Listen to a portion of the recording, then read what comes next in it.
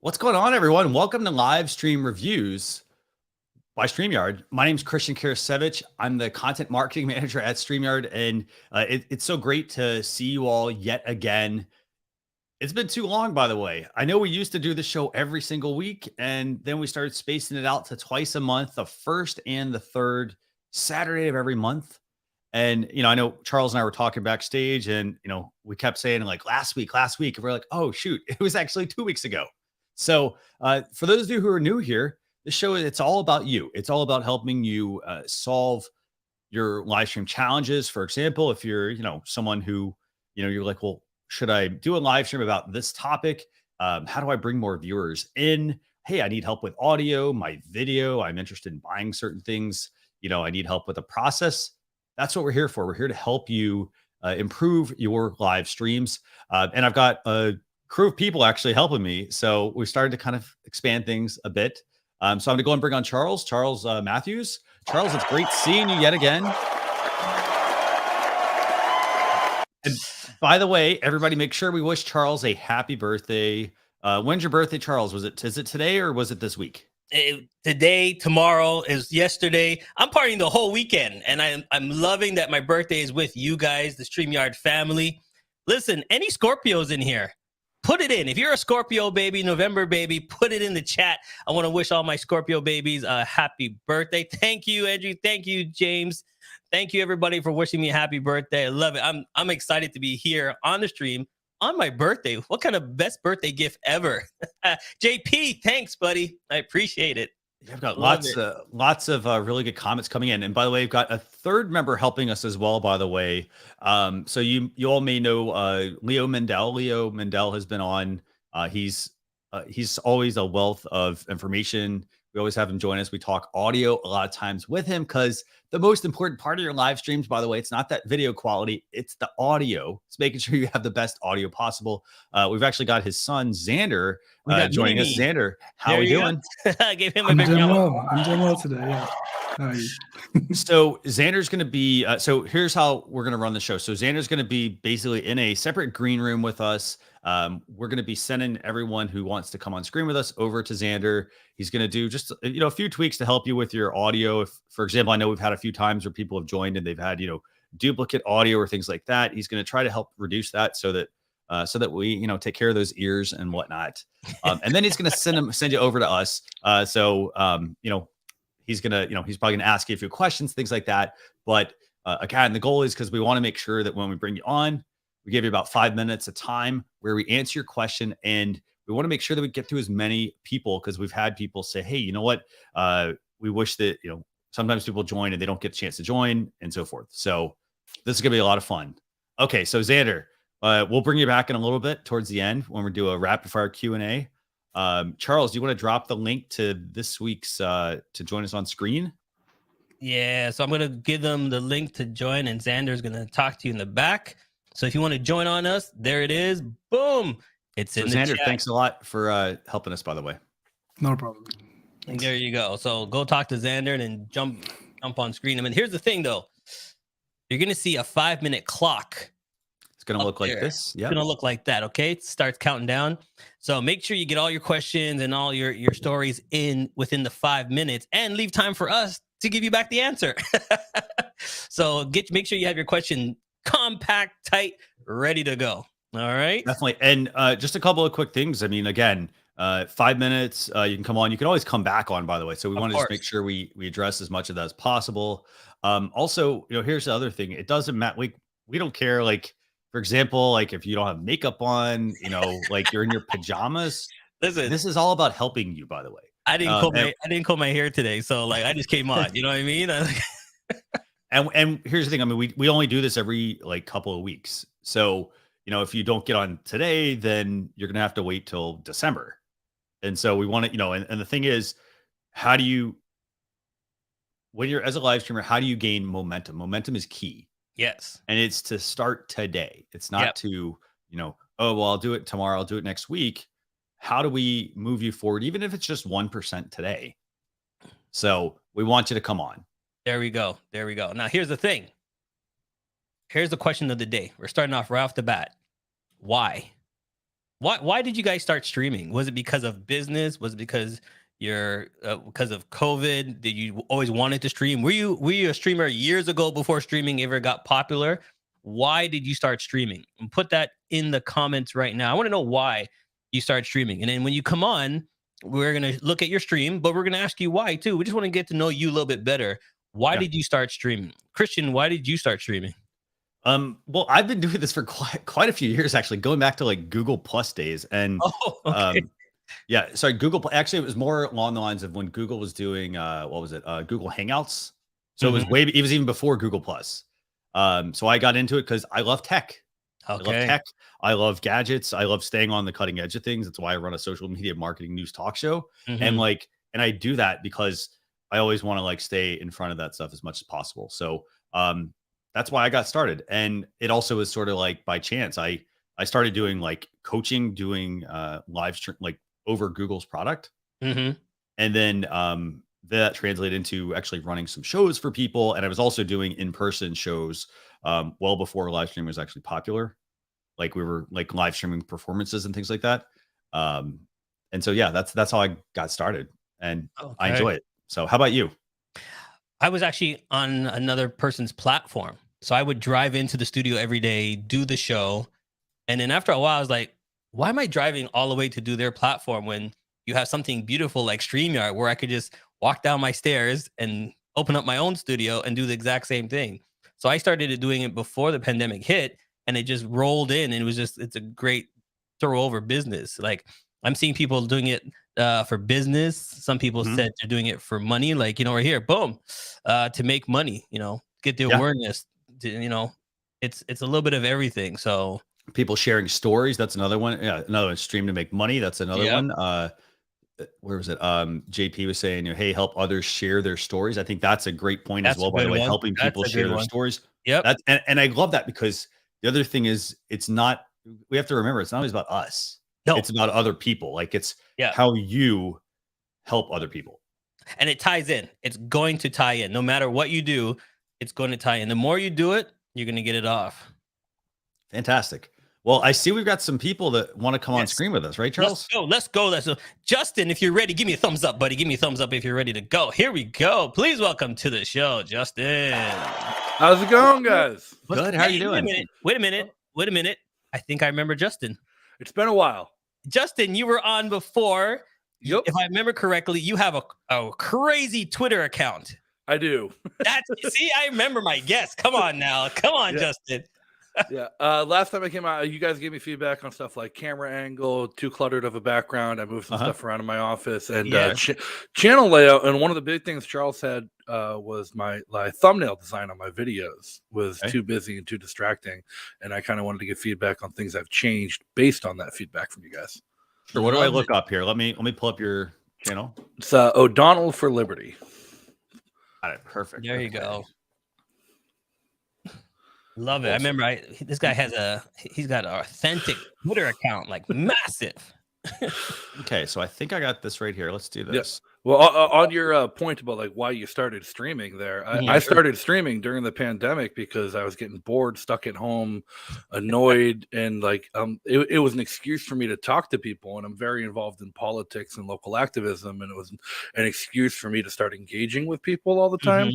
And now 6 months later, I'm on the radio in 27 states. Nice. Wow. So, okay. So I like the new logo right off the bat. So I got a question real quick before we go into that. What did you do to get, for example, to get that exposure? Because a lot of people want that exposure. I think it helps that I did run for U.S. Senate.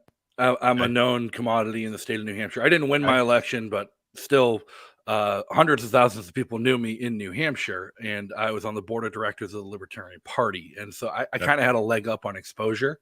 to start with. And for some reason, I still can't grow the YouTube channel. I don't know how to get the YouTube channel up. The radio show and the audio podcast are massive. Okay. And I've been trying to like focus on kind of audio on the video side to try and change it and make it more enjoyable. Okay, so here's a question. Christian and I were actually, our next question after the why kind of ties into you a little bit, so I'm gonna ask you right off the bat. All right. You got such a crazy following on Twitter. Yep. Why are you worrying about YouTube? I'm just asking you. Engagement. Since Twitter dropped Periscope and integrated everything, you can't get comments. I can't see anything during the show. I can't actually engage with people during the show. Whereas YouTube's integration, I also stream to Odyssey, which does very similar to YouTube, but it doesn't integrate with StreamYard yet. Yeah. The CEO of Odyssey is a co-host on one of my other shows, and he's trying to work with you guys on it. I give him Christian's contact info to try and get that worked out together. So then here's my other question. Mm-hmm. In your Twitter account, because this is something that Christian and I will talk about, you have the following. Mm-hmm. Do you pre-do your show ads in your Twitter account to let people know that you're live on YouTube? I do, but Twitter's algorithm crushes links. It crushes anything to outside links to leave the platform, especially for YouTube for some reason. I'm not sure why. My WordPress. So when I publish the audio podcast afterwards and that blows up. But the YouTube links, I can't really get traction on. Okay, so here's my one suggestion. Yep. Because you have such a crazy following on Twitter, I would dive more into Twitter to get your followers to let you know, hey, don't forget every Tuesday or Wednesday, come over here. Like, how often do you tweet a day? Oh, constantly. I live on my phone. Right. So here's the number one thing, guys. If you have a following in a group or any setting, make sure you're constantly telling them to come over to wherever you want to send them. Yeah. Okay. So if it's Twitter, say, hey, don't forget Thursday or tomorrow, guys. Don't forget tomorrow. My special guest is blah, blah, blah. Check us on YouTube. So you might not be able to put the link, but you could put your YouTube channel name. And if people really want to go, they will take the time to find you on YouTube. Because you have such a big following, constantly remind them that where you are. Awesome. And I gotta say this, one thing you probably also want to check is make sure that, like, for example, if it's YouTube, for example, you're not getting if you're not like seeing growth there, again, drive them there, but also make sure you look at the analytics and see, like, is it flatlining, or you maybe, you could be being penalized for things because, like, for example, how Google has website search, and they will penalize websites for not being like mobile friendly or site speed. There's lots of little facets that play into it. I would also see if YouTube is doing the same thing potentially. Is there anything on the video? We got about 30 seconds here. Anything on the videos you want us to check out real quick? I've tried to incorporate things like I changed my camera angle, moved stuff around, got a new camera like you guys suggested last time. Cool. But the videos, I'm not sure what to ask are what features to use to try and grow once it's used. I do notice I do have a drop off in YouTube analytics of view time after about 28 minutes is when things start to drop off in each hour-long show. So one thing here's one thing that I would say for that then is I would look at the live streaming aspects, and I would consider doing this. I would actually consider try doing a pre-recorded video, like run one episode as a pre-record, schedule it at the same time, and then do one as a live stream.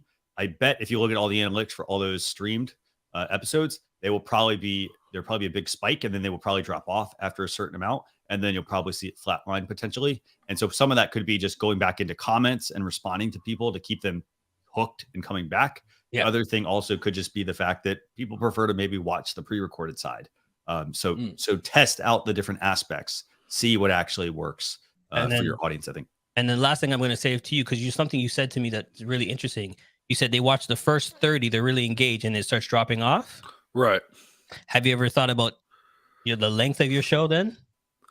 I have. It's been hard. And for sure, I think one of my biggest video episodes yet to date was with Gary Vaynerchuk, and that was only a half-hour episode, right? That I did with him, and that was just because it was impossible to get him for an hour. Right. But I do like when I look at the hour, like I'm sponsored by Spotify, Mhm. I'm sponsored by LRN and a few other people, and it's for an 1 hour radio show. Okay, so here's the thing, though. Even though you're sponsored by it, your viewership, people have a tendency, like we're like, squirrel. Okay, we our looking is different. So you might have to flip a little bit and maybe change your style from an hour and cut it down to maybe a 45 and see if the engagement stays there. Because here's the thing, some of your viewers might be like before they go into work, so they're only catching a quick half an hour. Some of them are watching before they have to leave somewhere, but they really love your show, so they said, oh, it's on, okay, let me catch the first half an hour before I leave. So that's what I had to do. I used to do an hour show, and then the same thing with you. My first half an hour was hype, and then when I started going into longer, people were literally, oh, I gotta go to work, oh, I gotta go, and then they were just falling off. So maybe you might have to like try a guess and tighten a quick, powerful, punch you in the gut show and see the analytics on that one. Yeah. So I think maybe that'd be like doing a second show with each person to record for the radio show and for the YouTube. Or well, try your live. Yep. And just do have it. Because if you tell people, okay, guys, this is just a quick half an hour show, we know we got a great guest, and then that's it.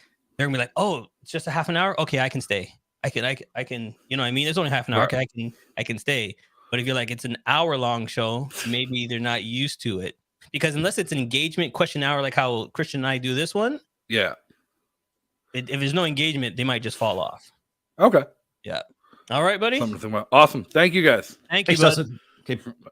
By the way, I want to give a quick shout out to thanks a lot for Jewel for mentioning. Hey, remember to click the like button and subscribe to learn obviously how to improve your live shows, but also feel free to share us out as well. I mean, if you've got people who are doing any sort of streaming, or maybe you've got a team that you produce with, let's bring everyone on. Let's chat with you and see how we can help. So awesome. Are there any good questions you see right now, Charles, that we want to highlight? Yeah, just as people just commenting on why they started. I love the answers that they're putting in here, and they're helping each other. Why did you get started? How are you going? And then after this next guest, I want to jump into our other question.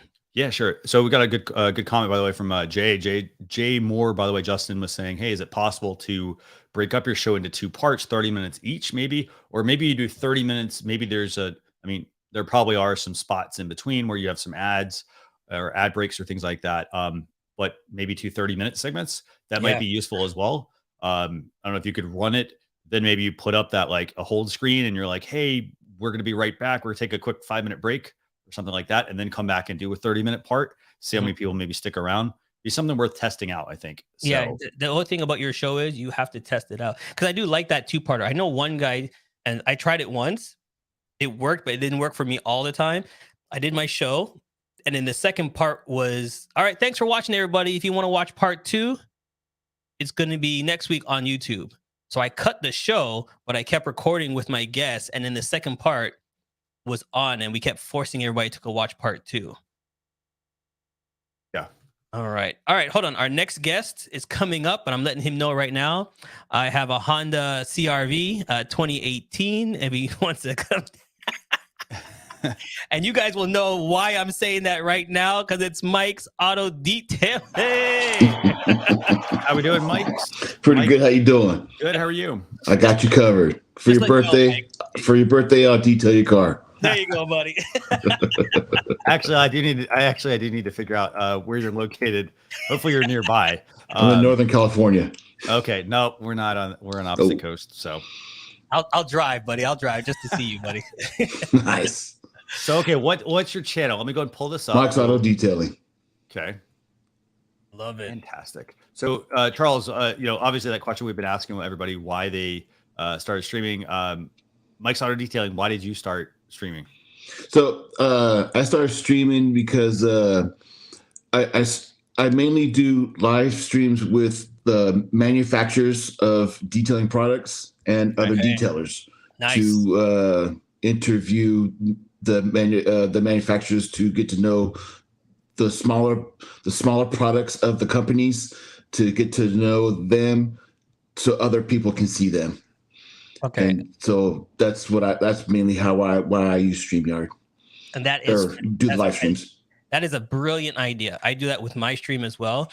Bring your sponsors in, bring the products you use, tie it together so they understand it more. Because now when they come to you, they'll be like, "Hey, Mike, last week you talked about that new tire cleaner. Mm-hmm. Yeah, can you put that on my tires?" And you're like, "Sure, no problem." Like, you know what I mean? It's a conversation without you asking, "Would you like this cleaner or that cleaner?"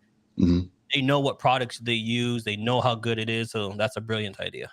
And then the other side to that also is, a lot of times if you're working on a stream and you've got somebody doing any sort of advertising with you, they want to see results. Yes. So like the more you talk about it, for example, and, like just like that casual conversation, like you're talking about there, it helps drive people, they watched one episode, they then learn about the product, for example, and then that word of mouth is going to help drive hopefully more sales for them as well. So then they're going to want to stick around with your stream as opposed to going to, another stream. So, okay, I've got your stream pulled up here.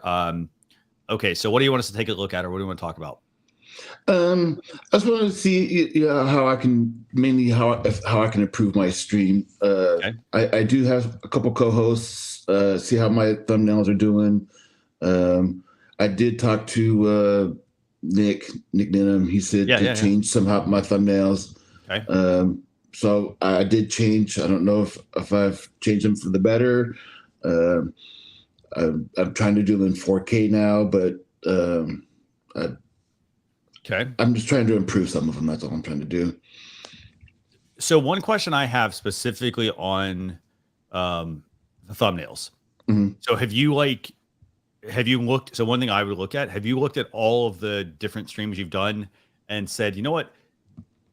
Is it almost like hitting, the jackpot in Vegas where like, you know what? Hey, the thumbnail is really good. The topic is really good. Like all around, it's a really good cohesive package that somebody's getting, and that's why it's performing well. Or are you kind of not sure on that one? I'm not sure. I was sticking to a specific type. First I was going this style.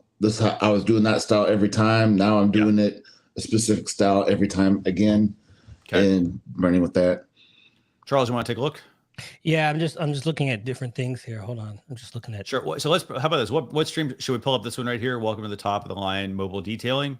You can do the next one over. Redline. Redline is a manufacturer. The one over. That one right there. Yeah. Okay, you stream that one. Okay.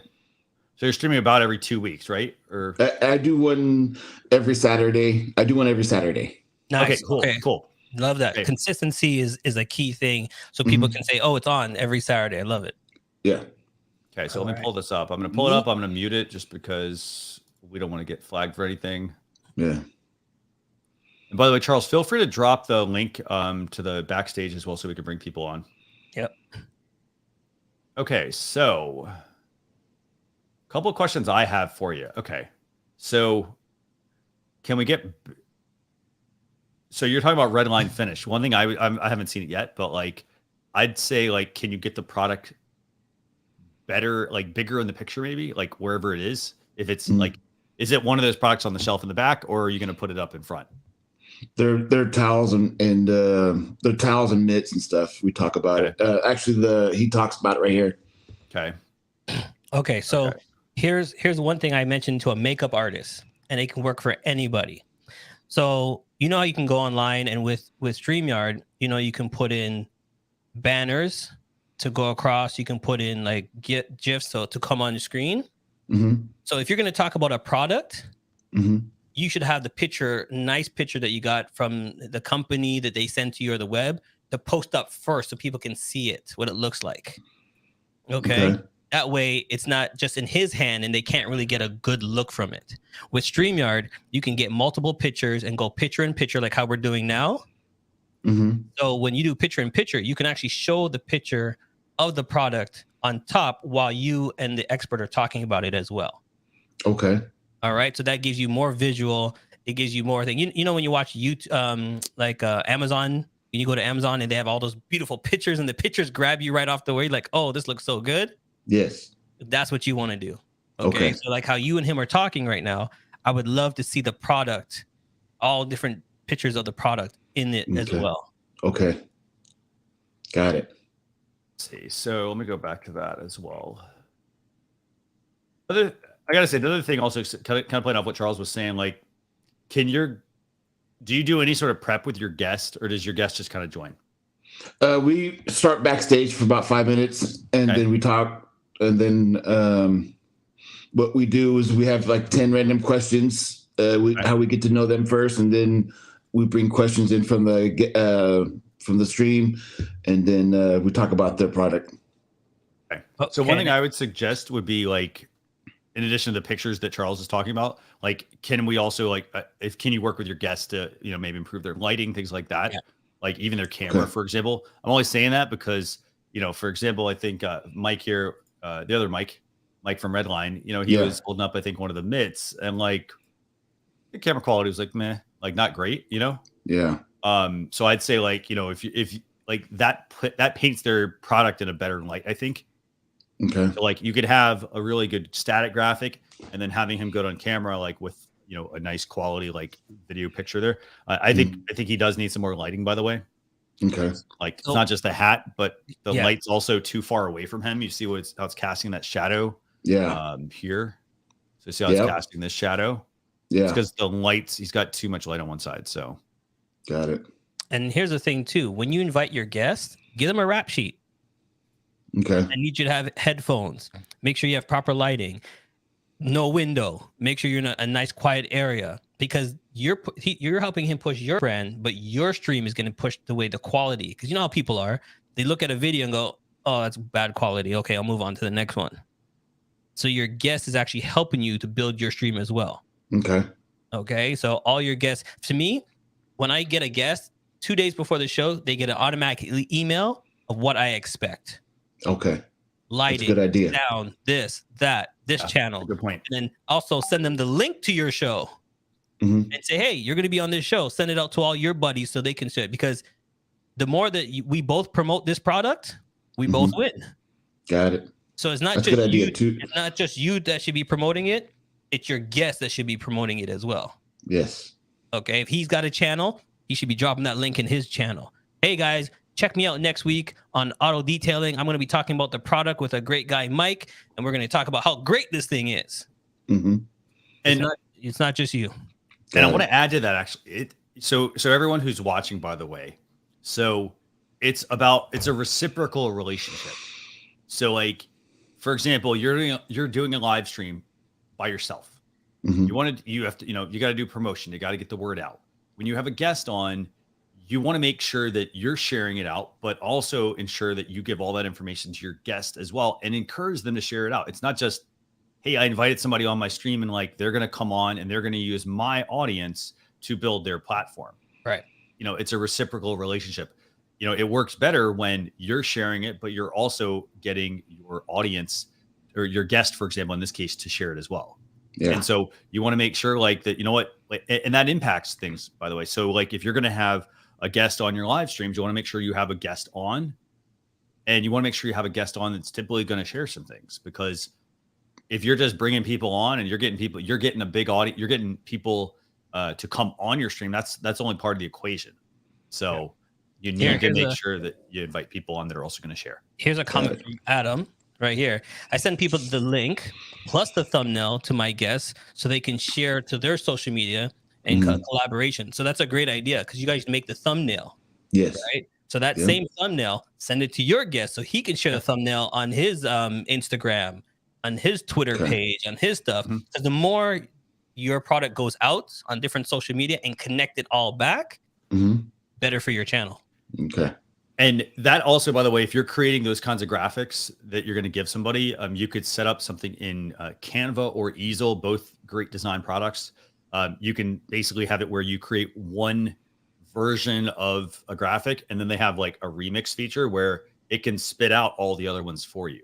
Yeah. Okay. And so then this way, it's not like, oh, I have to do this every single week, and I have to, like, it is work, but it needs to be part of the process. Right. And she makes a great, girl of color makes a great comment.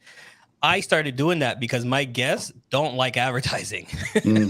So instead of making them do the work, I just sent them a file and say, here's everything you need. All you got to do is click and paste.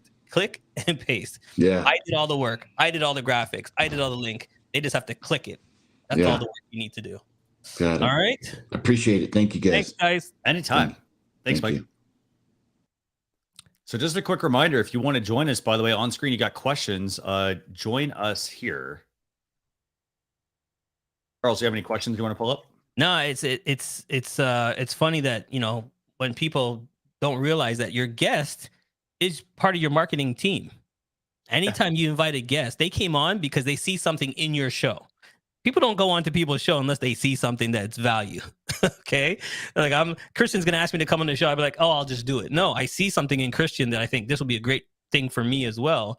So I'm going to work on it and join the platform. So make sure if your guests come on, you know, give them something to do, share it out there. So there you go. And I got to say, I like JP's comment here. He sends the link after he scheduled the live stream for his guests. That's a great point. It needs to be, again, it's part of your process, part of your run of show. Like, let us say run of show. It's part of just your production.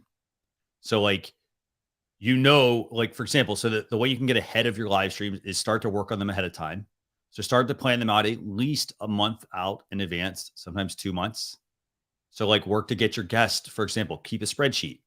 So this way, that week that comes up, you aren't always having to work from behind and figure out, well, okay, is my guest there? Oh, I got to make those graphics. Oh, I got to find time now to meet with those people. Like the more you can work ahead on it, and you should be able to work ahead on just about all of it. The only thing you typically can't do as much in advance is the scheduling, because every platform is a little different with how far in advance you can schedule, but it should not limit you from at least starting to work ahead. No, definitely not. Because like you said, Christian, we talk about it. I use Calendly to book my guests. Yeah. So I know all my guests for next week.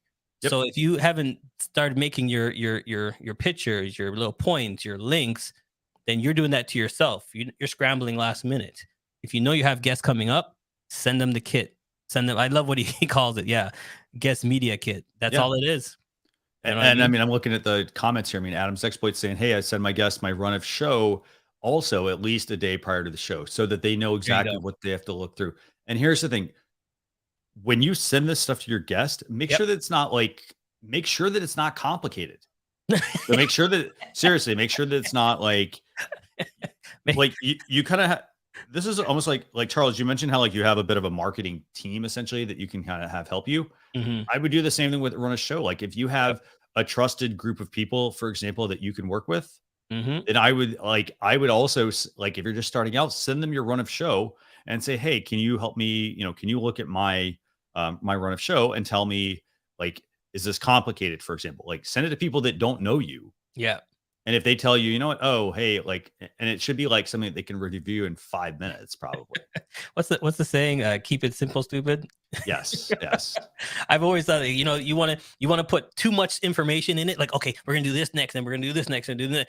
Just keep it real simple. Yep. This commercial. This break. This ad. Like, keep it real simple. And then and the great thing is it'll become something where you don't have to constantly think about like, oh, well, what's my process? Because your process should be the same from show to show. Like, yeah, we changed the format maybe. Yep. But it's not so like, it's not, you know, you just don't want to make it complicated. So, all right. So before we bring in our next guest, can I ask the next question? Yeah, sure. We want to know about the pivot. Let's talk about the pivot. All right. So we asked you why you came on. Now we want to know, did you come on when you first came on because of one thing, but have you kind of pivot your show? Like Christian, how many shows you got, Christian? 2 to 3. Right. And I started doing one type of show. Yeah. And then I pivoted to another type of show because of what I do. You know, so I'm asking you guys, have you stayed with the one, or when you start learning how to stream, you're like, oh, I should be doing this as well. Have you pivot a little bit, or have you stuck to the one platform, or have you pivoted between different platforms because it's one's better from one or one's better for the other one? Let me know in the comments, what have you guys done?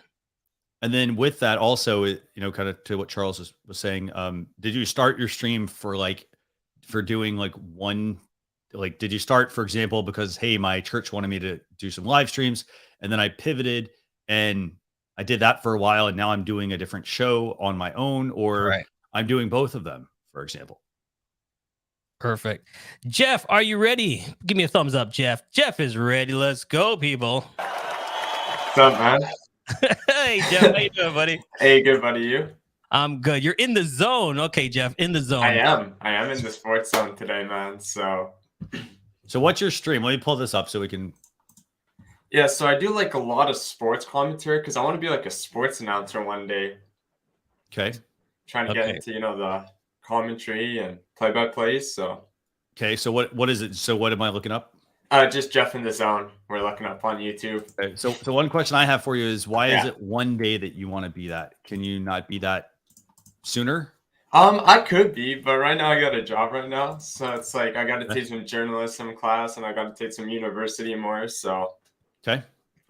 So here's another question I'm going to add because I kind of see where Christian's going with that. You're saying one day, but you have a channel. Yes. So you don't need the big networks to come call you. You could have the hottest sports channel on your own. You're taking classes, you're learning to improve yourself.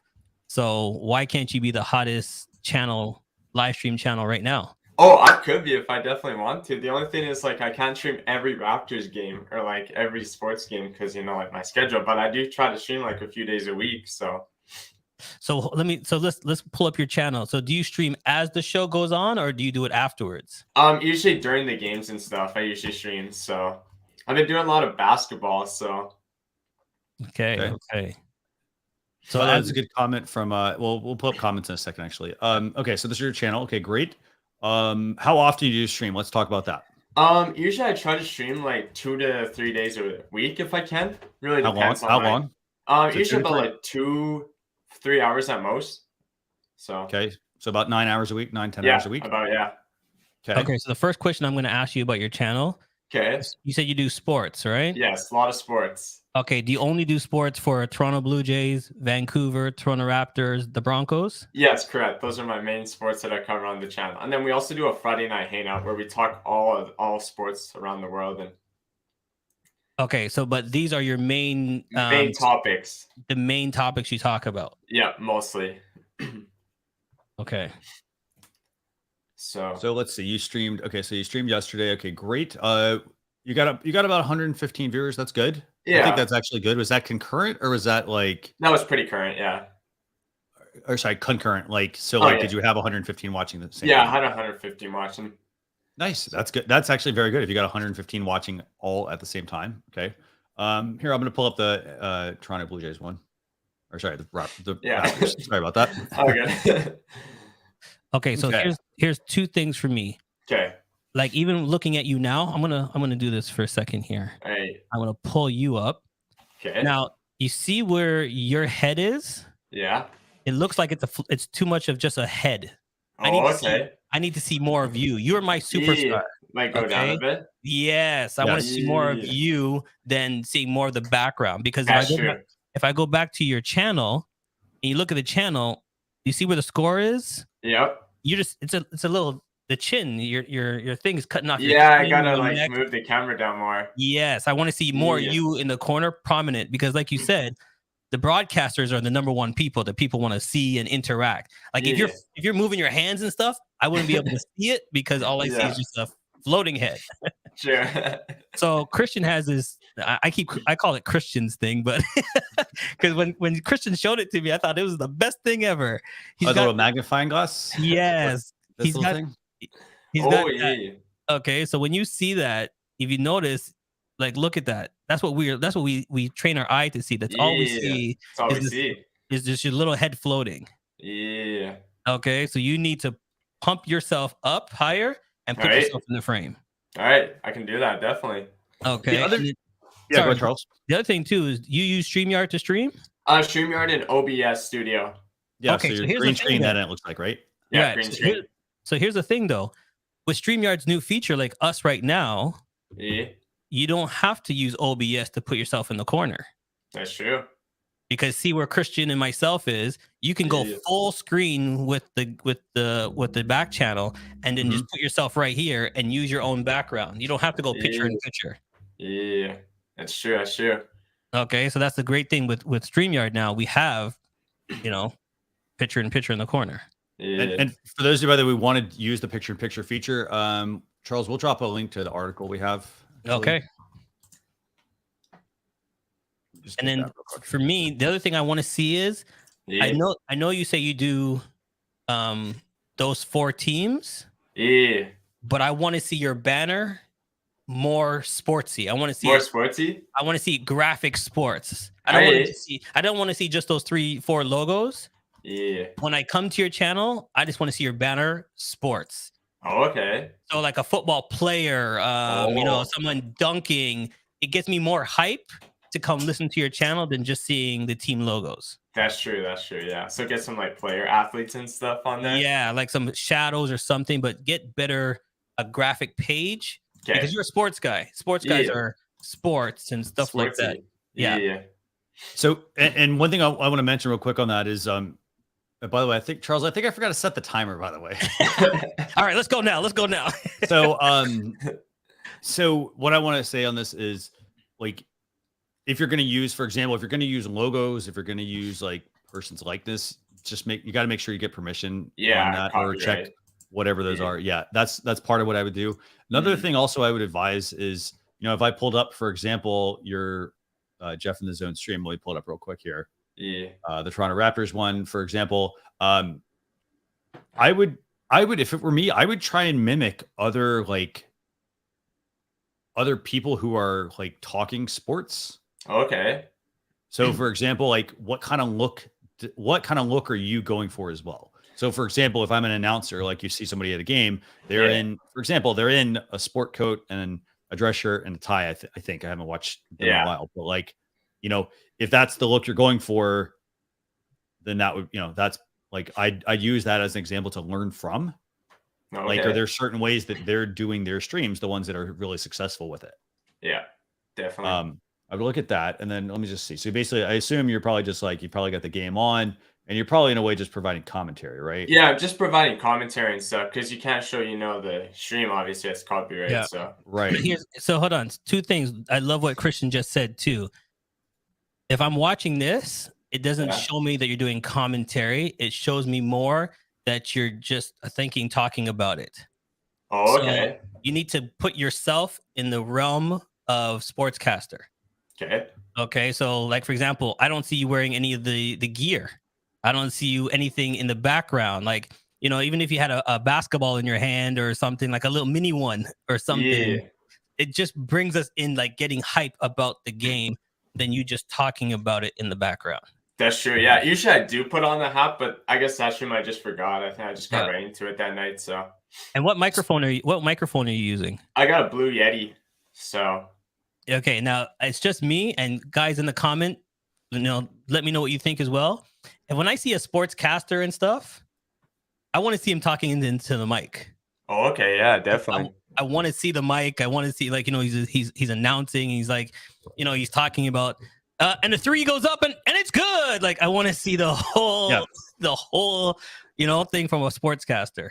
Yeah, definitely. Yeah. That's a great point. And the other thing is, like, so for example, the hat, for example, or the sweatshirt, or, you know, the background, for example, like all those things play into like how you're kind of branding that live stream.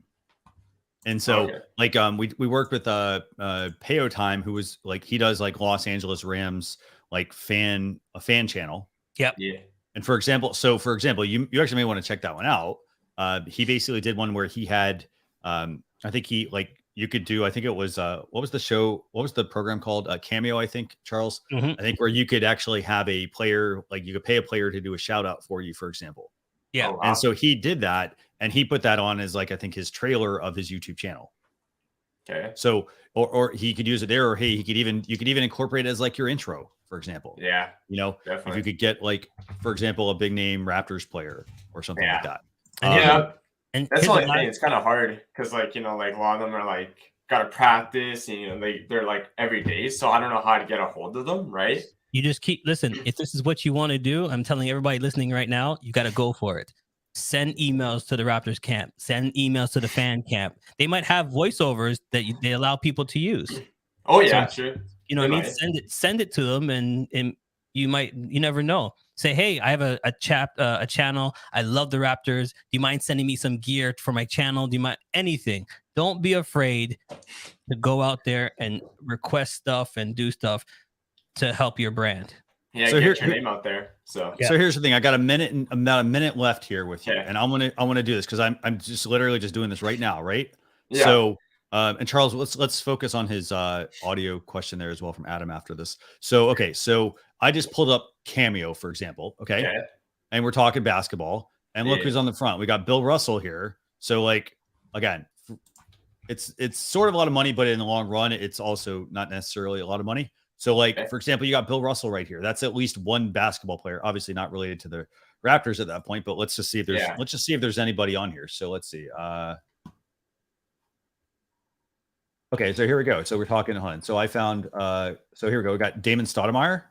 Just throwing some stuff out here. We got Damon Stoudemire, former Raptors player. Jose Calderon, for example, former Raptors player as well. I think Doug Christie might have played for the Raptors. Yep, he did. Vince Carter, like here. So look at this. Okay, so he charges $2,100 for this, for a business use case. But that's, for example, that's Vince Carter. So if we weren't going to go with Vince Carter, let's just say hit Doug Christie. Let's look at Doug Christie. So he's charging $490, for example. Okay. And then you got, who else we got on here? So Marcus Camby. Let's see what Marcus Camby. $700, Marcus Camby. There you go. Okay. So, and heck, even, and let's just do Damon Stoudemire, just 3,000. So for example, as you can see, you actually have and that's just basketball. We haven't even gotten into like NFL and other things like that. So what my suggestion to you would be, figure out like what kind of budget you would have for something like that, and then make like a smart investment into it. Like if you think it would help your channel, or you know what, hey, maybe even go talk to Payo Time, for example, do some networking and see, hey, what did he do to build his Los Angeles Rams angle? Yeah. Okay. We got to go. But the last thing that he just said. Yeah. Before I let you go, Jeff, network with other sports channels. You guys can do cross promotion and cross game. Yep. Gameplay. Invite him on your show, and you guys can do commentary back and forth and push each other's brand. That's what I do. I try to get commentaries and co-hosts. So. All right, buddy. And there's a lot of good comments, by the way, Jeff. Read through some of the comments. There's some really good ones from JP and I think Dimebag Darren and Adam's Exploits as well. So yeah, I gotta say, I mean, heck, I mean, if it were me, I'd be, I would actually go on and say, hey, you know what, who can I bring on from, those, who is a former team player on those teams. And the thing is, you never know until you ask. Yeah. That's the thing. Damon might say, oh, why not? I got nothing to do on Saturday. I'll come on for 20 minutes. Like, what? Okay, boom. Send it out there. Yeah. And I mean, I'm looking through this list and there's quite a few. I mean, I actually sort of want to, I'll do this after the show, but I want to actually look and see like, who can we bring on? Who can we bring on? I mean, heck, here you go. I'm looking up like other like Broncos players. Rod Smith, for example. Steve Atwater, for example, charges $889 for the business side. There we go. All right, so Joel, you ready, buddy? Give me some thumbs up, pal. Give me some thumbs up that you're ready to go. If you're ready to go, I see you. There we go. Here we go. Okay. Joel, I got to give you a shout out. Thanks for taking notes. I saw the notepad and the pen. Oh. Thanks for taking notes. It's all about taking notes and putting it into action. Okay, all right, okay. And then thank you so very much. Though I'm not so happy, course. I'm not having this HD video as I'm seeing both of you have, and so I'm not so happy about that. Okay, I have a page on Facebook. It's called Winning Word, and then that's what I use StreamYard, and then I get to stream most of my summits. You get to see it, Winning Word. Okay. So I wanted to come up live. Winning Word. Yes, sir. Okay, let me see if I can find it. Okay, so two things. Do you have a microphone? Are you using a microphone? No, sir. Okay, so that's the number one thing I'm going to start to get to invest in is a microphone. Okay, because mic, right? It doesn't have to have a boom mic. You don't have to have a boom mic. You could just have a microphone on a stand in front of you. All right, like boom mic is like next things. You get the first thing, the second thing, the third thing. But the first thing is you need a good quality microphone. Okay, because here's the thing. I'm going to do this right now. Watch this. I'm going to take myself off of the picture, but you can still hear me. Like if you can't see me, something Wow. goes wrong, I can still give you great advice. You can still hear me. You know what I mean? It's not about Yeah. the picture, it's about the sound. But if I come in and trying to give you great information, you're going to be like, okay, I can't watch this anymore. You're going to be bouncing out, right? So you need great quality things. So invest into a mic. That's your first thing. Okay. Okay. Okay. So what's your And stream then- about? Yeah, go ahead. Sorry, go ahead. Okay. We do have summits where we invite lots of speakers from around the world. I don't know if you've seen it on Facebook. Winning Word, winning then word as in WORLD. Winning World. Yeah. Okay. Now here, while he's looking for that, another thing too is Well, see if you can pull that up. I'm not finding it, but see if you can on pull it up. Facebook. Yes, sir. Winning World. Winning World. Oh, here we go. Awesome. So Charles is going to pull that up. Okay, let me bring you over to here. And let me just mute this. Oh, look at you, my friend, in the suit, looking good. All right, let me just pull this up here, share screen, and I'm going to grab this one and boom, and boom. All right, this is you right here. Yes, sir. Exactly. There we go. Okay. First of all, I forgot to mention this to the other guy. You see your logo picture right there? You got to make sure that your picture looks good right here. Okay. That's the number one thing I always tell everybody. Some people don't put a proper picture in there and their head's cut off, just the neck. I like that you have a nice, clean, good looking picture of yourself. That's number one. So great job on that. All right. So then number two is first thing I looked at, you're highly dressed in all your videos.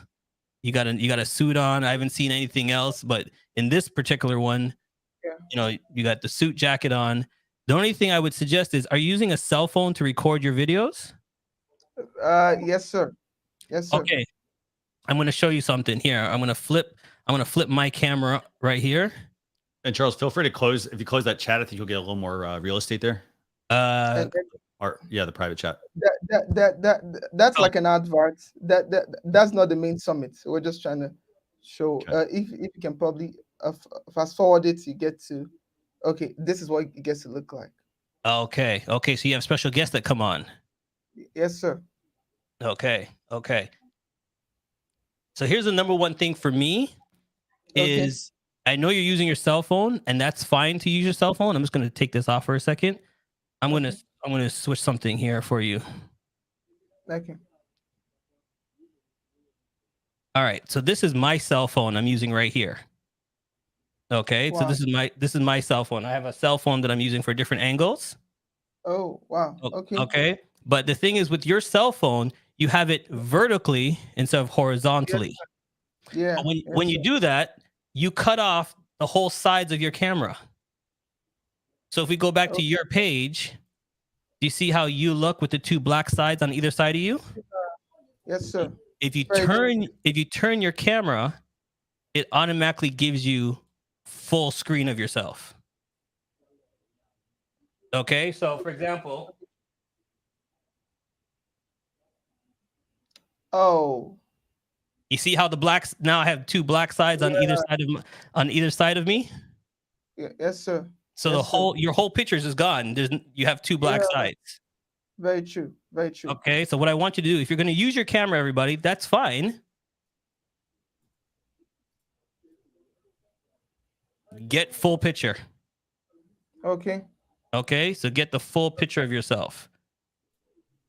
Okay. All right. Because I've been trying to look out for a way to use my cell phone, and then it gets to have a full picture. I tried that countless times, and then it was not working. Yeah, I'll just turn it. Well, actually, so sometimes on your phone, you may need to go into settings, and there is sometimes a setting that will lock the aspect ratio. It basically locks. So it's a gyroscope basically. So when you rotate the phone, it knows when you're rotating it. And so you may need to actually, you can lock the orientation of it so that it's always in that perspective, so that when you do turn it, it doesn't adjust. But I would go in your phone and make that adjustment. So that way it fills up the screen. A couple other things. Right. What's your why? Okay, you Yeah. said what? Go ahead. What's my what? Yeah, Yeah, what's your why- why? Why did you start this stream, for Streaming. example?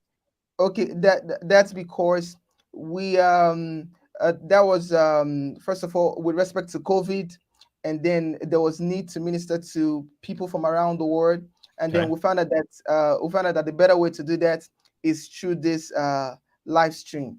It's through this live stream, and then also we get to have so many speakers from around the world ministering to these people at the same time, and we had no other way to do this if not through StreamYard. Okay.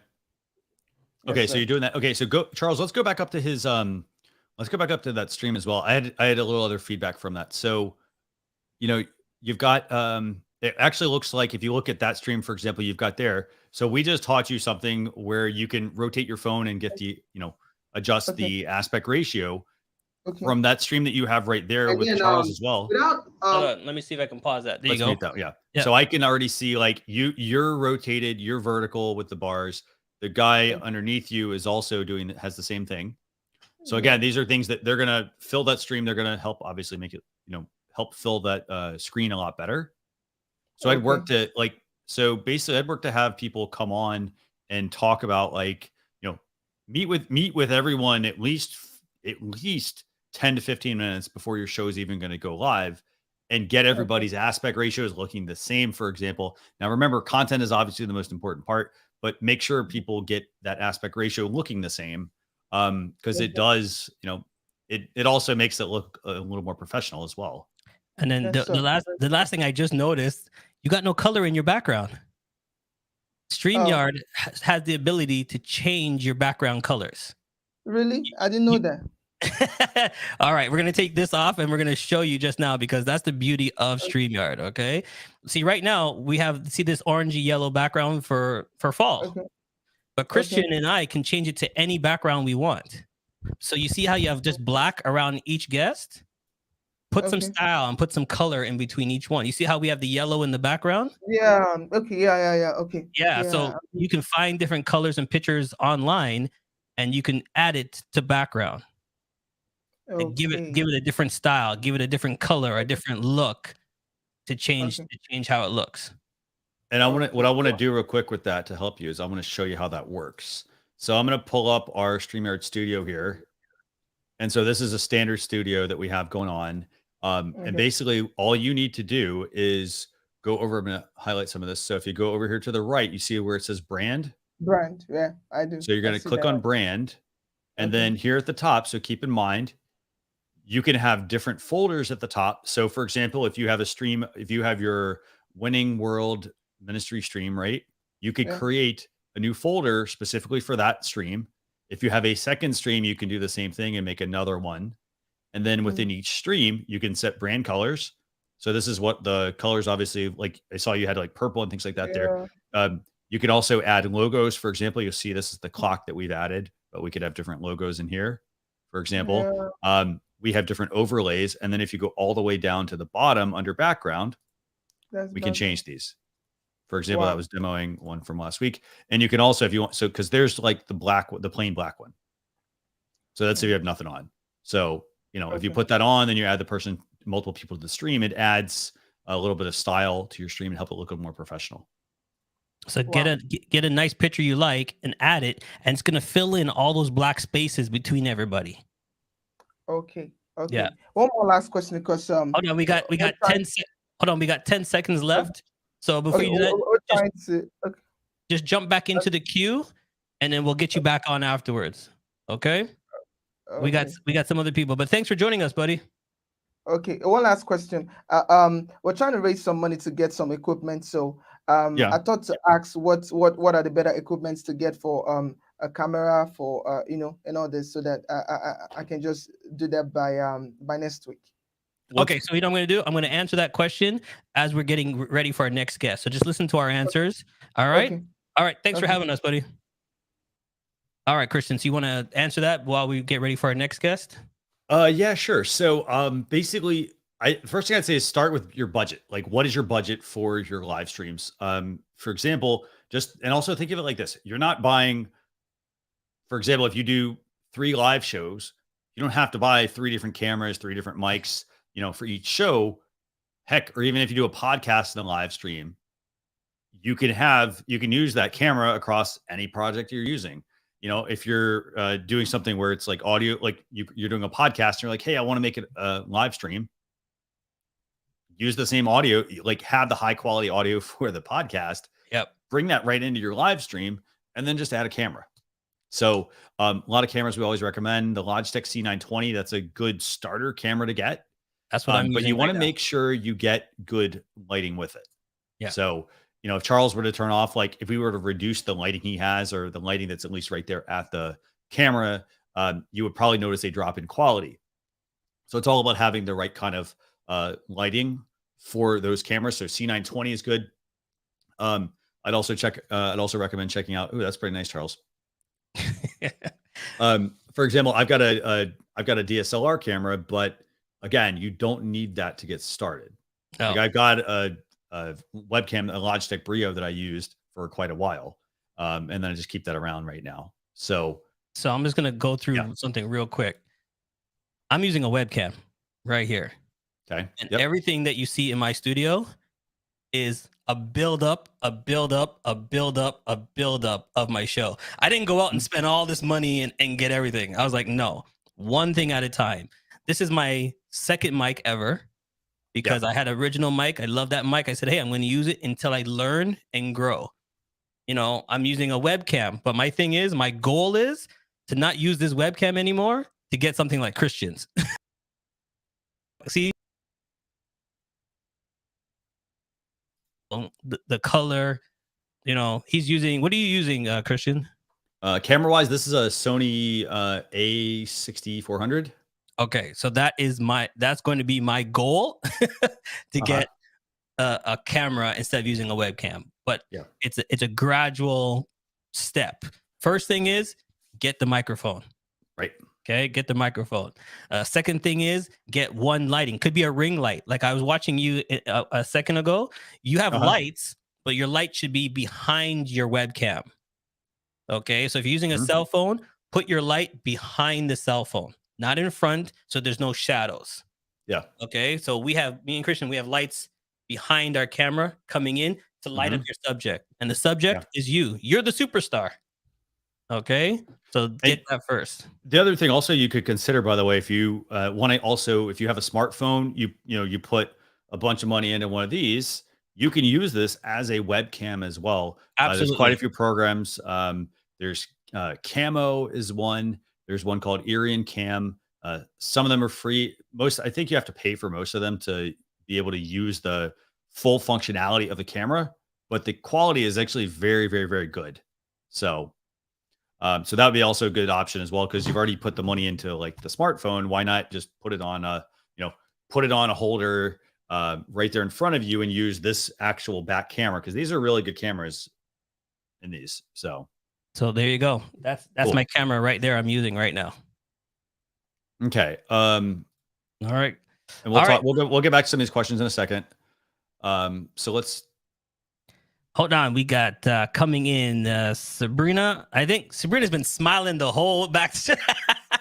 Sabrina's ready. Thumbs up, Sabrina, if you're ready to go. All right, we're gonna get you on. Do you have any questions in the chat there, Christian? We do, but let's bring Sabrina in, because we've got quite a few people waiting backstage, and then we'll get to the. All right, let's go. Oh, look. How are we doing, Sabrina? I can't believe it. I'm here with Christian and Charles.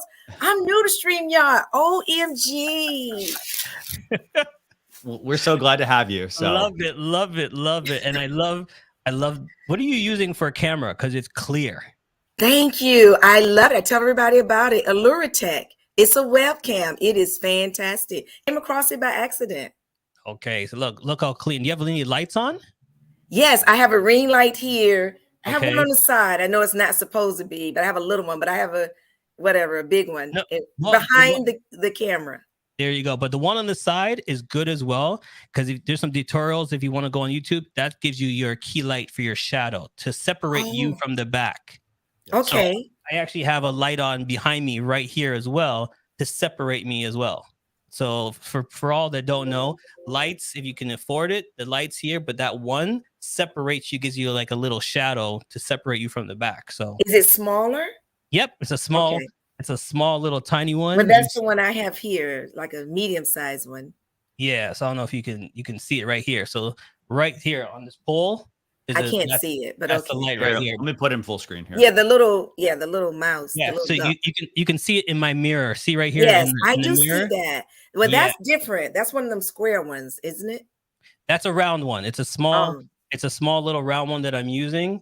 That just because of the bald head, I gotta make sure you see the shadow, right? That's all it is right there. I want to ask you about that one that I see, that rectangular one. Do I need that? The one that's in front of you. The rectangular one. Aren't I looking at something right above you? Right there. I see a rectangular light on your right hand. On your. That is a reflection from my ring light into my glass. I see something by the clock though. What is that square? Yeah, he's got a. Yeah, that's a light shining on here. So if you look at tutorials, they'll show you that there's it's called 3-point lighting. So okay, that's what I want. I want one of those. Yeah, you have the key light, and then you have another one, and then you have another one at the back. But yeah, to me, you don't really need it. Okay. You look great to me, Christian. What do you think? Oh, I think it's really good actually, and we've got people asking what camera you were using. So I think it looks great. I think the key thing is though it comes back to this, like it's not about how expensive the camera is, it's about having the camera and having the proper lighting to go with it. Yeah. To help enhance the sensors there for that particular. Yeah. To me, to be honest with you, I wouldn't change anything. That's just okay. Thank you. It's a Luratech, Aluratech. There you go. I would just leave it the way it is right now. Thank you. All right. So what's your stream about and why? Well, I started just as the gentleman before me. I started Girlfriend's Tea as a result of COVID. We were on lockdown. So I started in March of 2020. And it's a women's talk show. I want to inspire, educate, inform women. We started out with a handful of my friends, 20 plus women. And now we have about 1,800 women. It's a private Facebook group, though. So I go live on YouTube. That's where I go live, and I'm geared to do something else in January, but I go live on YouTube and in my public Facebook group, but mostly on YouTube. And I just started streaming on LinkedIn with StreamYard. Nice. I'm excited.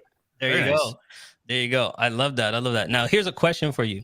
Your followers on Facebook, right?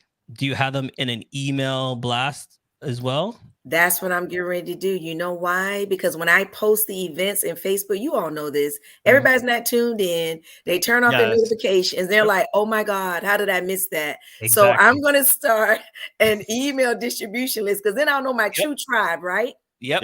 I know the true tribe. And I also sell luxury tea, by the way. So let me tell you where the talk show started. It was an opportunity for me to educate and inspire and connect. But we do it while sipping tea, hence Girlfriend's Tea. Okay. So I started my own luxury tea line this year.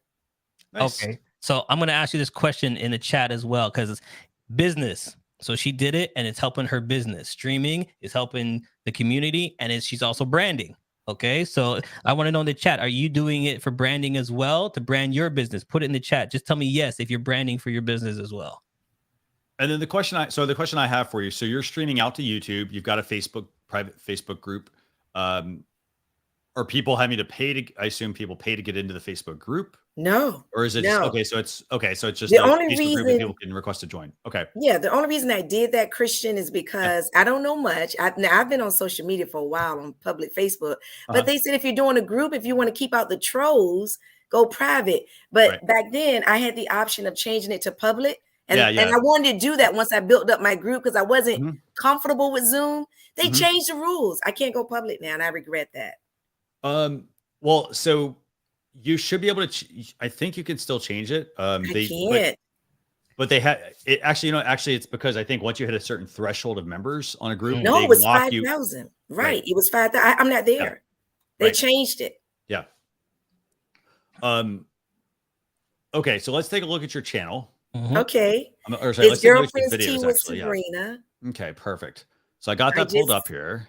I just did a live today.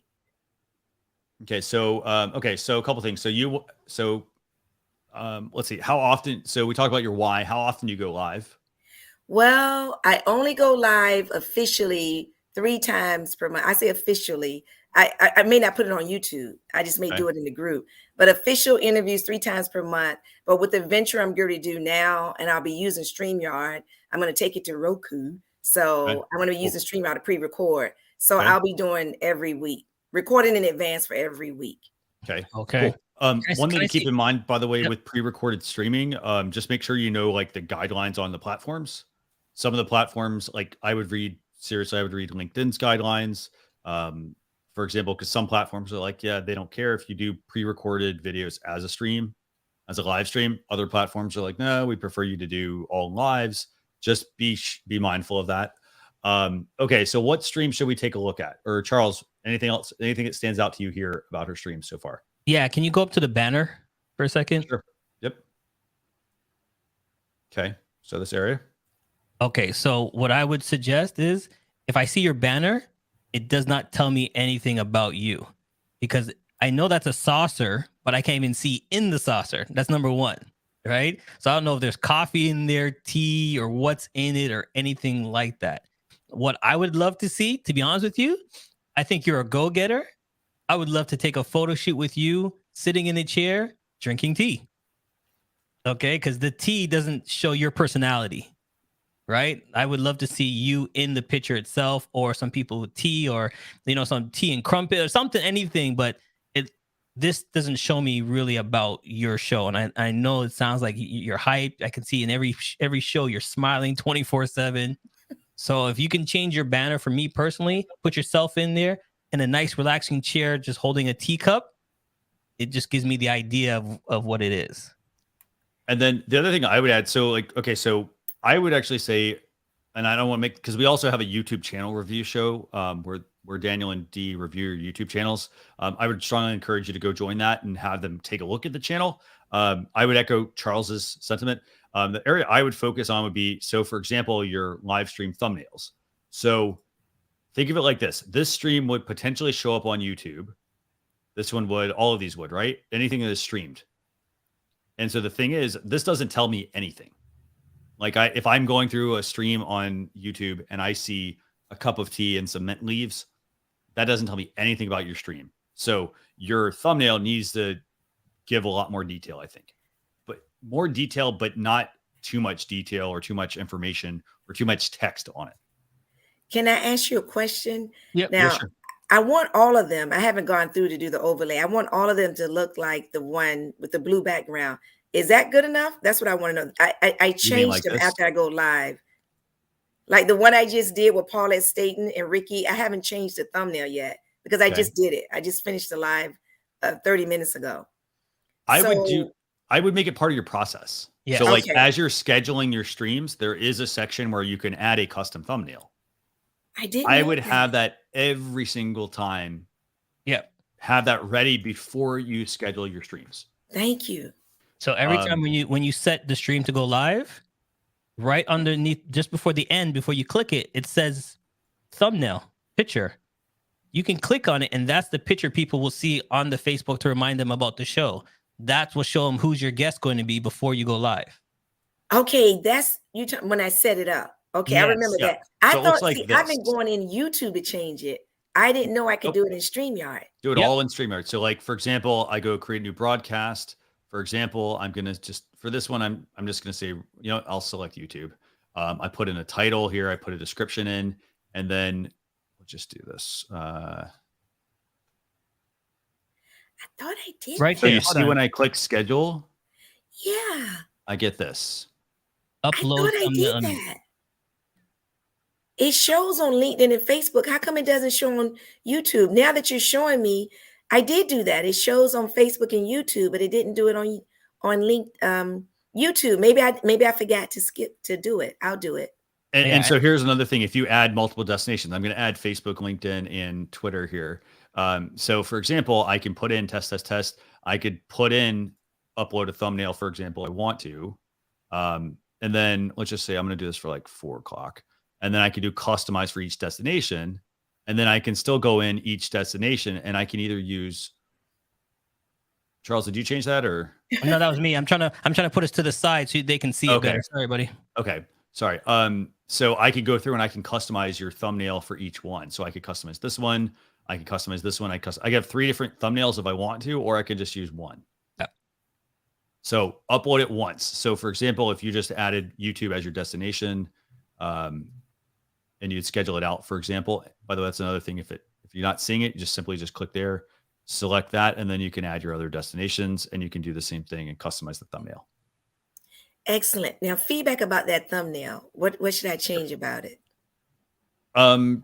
Personally, I think I will say this. I can't read the text on that aside from Girlfriend's Tea. Okay. What is each episode about? That's the key thing. Okay. So like if it were me, I think I would put some sort of text on that thumbnail that tells me what that episode with, for example, Girlfriend's Tea, Sister Leaders Connections.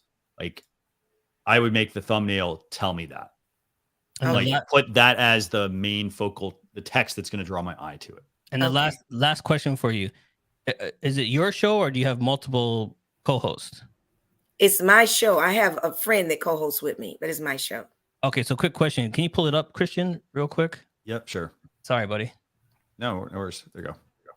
Okay, so the reason I'm asking is because if you go up to the top, that picture has you with a whole bunch of girls in it, a whole bunch of other ladies in it. The little go to the banner, Christian. Sorry. Yes. Oh, this one, yeah. Yeah, see right there? Mm-hmm. So that throws me off because I see all those people in it. So I'm thinking those are all your hosts as well. No, they represent the girlfriends. I do commercials with them. Okay, but it's going to throw people off. Like for me, I'm thinking those are all the people that are the host on your show. Okay. All right. So I think the key thing here is this. If you're the only host, you need to either make this you, right? For example, and then on your thumbnails, I would make sure that you are dominant on the thumbnail. Okay, so I'll put myself and Tamika. She's my co-host on the profile photo. Thank you. Right. Yeah. There you go. So it could be Girlfriend's Tea with you and Tamika. Exactly. Yeah. So awesome. I have a question about microphones. Yeah, we'll come back to you. Our 5 minutes is up. But okay, thank you. Log back in, but we'd love to have you come back. Okay, or just thank you. Stay backstage, actually, and we'll bring you back in. It's been great. Okay, thank you. Awesome, thanks. All right, let's rock and roll. We got Ray coming. Oh, what's Ray? And by the way, if you have questions about anything, you want us to take a look at your streams, like we're more than happy to take a look at that. Xander, by the way, do me a favor. As we're chatting with guests, can you put the comment, like what their topic is in the private chat for us so we can see what their question is before we actually bring them on? And if they have a link, that would also be helpful. So, all right, I want to grab Ray. He's been waiting, but this guy not only has he been waiting, he actually jumped into his car. Did he jump into it, or was he? Hopefully, he wasn't driving. Hopefully, he stopped. Is he stopped on the side of the road? Hold on, here we go. Let's bring him on. Ray, how we doing? Hi, everybody. Hi. Okay, what I'm doing is I broadcast I've been using StreamYard for quite a while. I use it to broadcast our church services. We've been doing parking lot drive-up service, for over a year now, almost, year and a half, and it works well for that. But we've had sound quality issues, video quality issues. So my first question is the upgrade, would that, so that I can go high definition? Because we have the sound issues resolved. We've got a new soundboard found by tying the laptop into the soundboard, and I get quality sound that way because I know the importance of sound. I have a good mic, but the video is so. I connect directly the laptop to Ethernet, so it's hardwired instead of Wi-Fi because I've worked through all of that. Okay. So long story short, what was happening is tomorrow we're going back to inside church. So we're gonna have we're gonna have inside church tomorrow.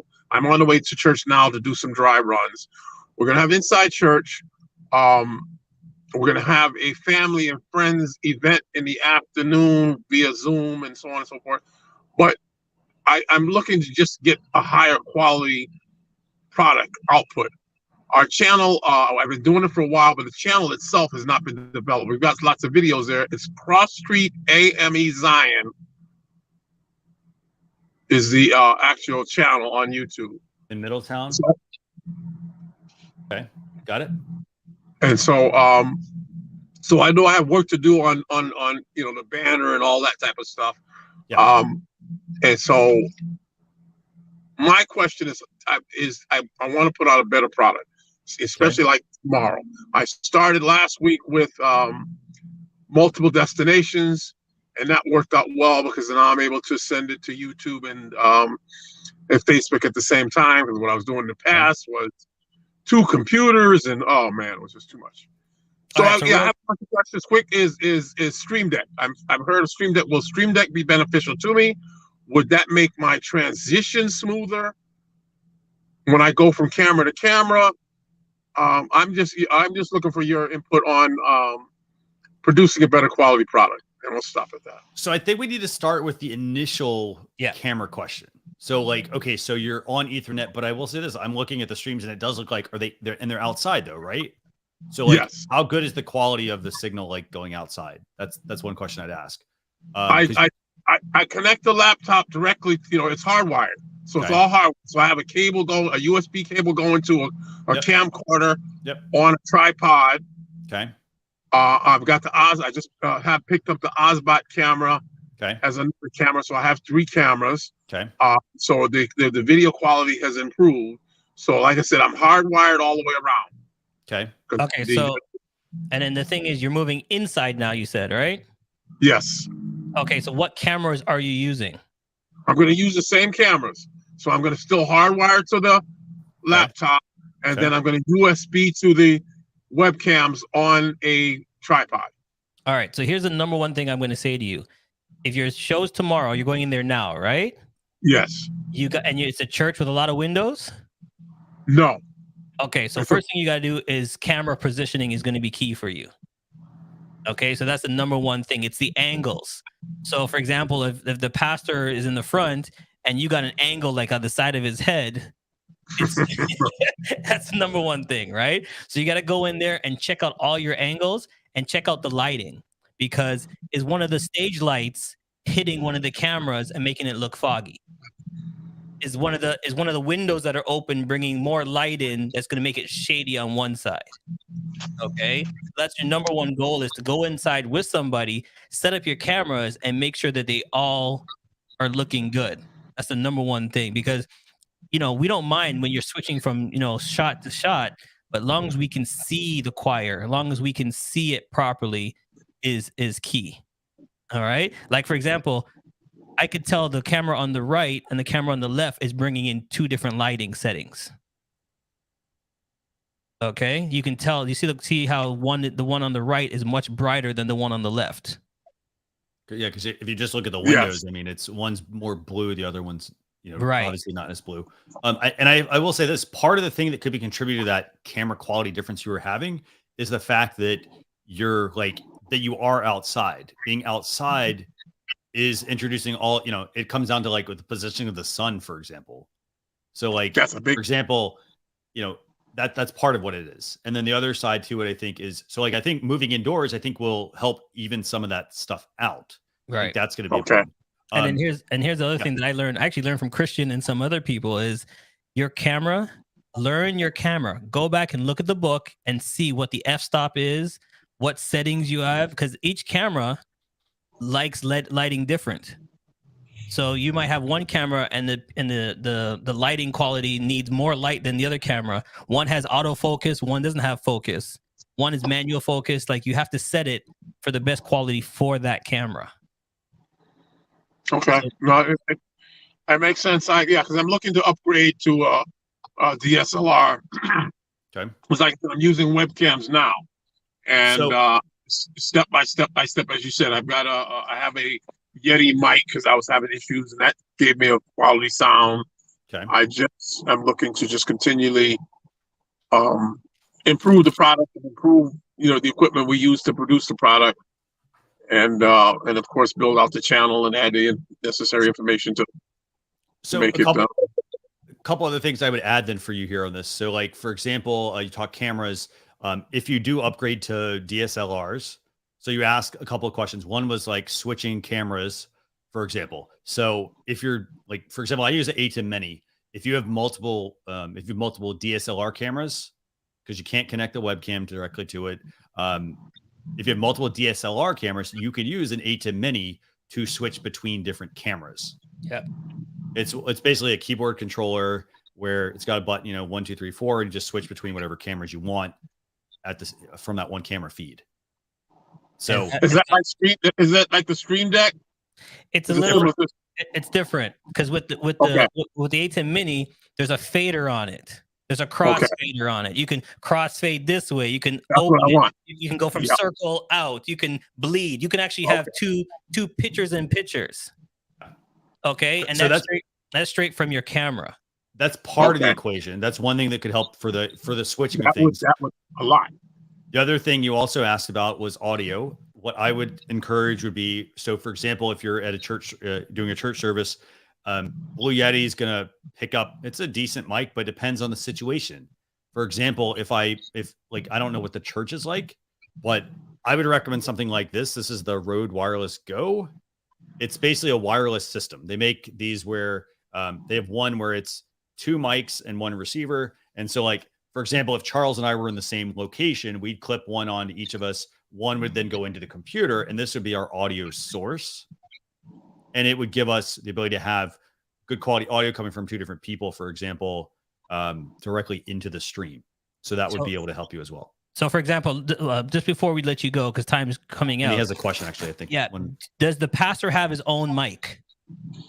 Yes. What we have, we have a nice system where we have, I think, up to like 8 to 10 mics. So we'll have the praise and worship. Each one will have their individual mics, and then the pastor has his own mic.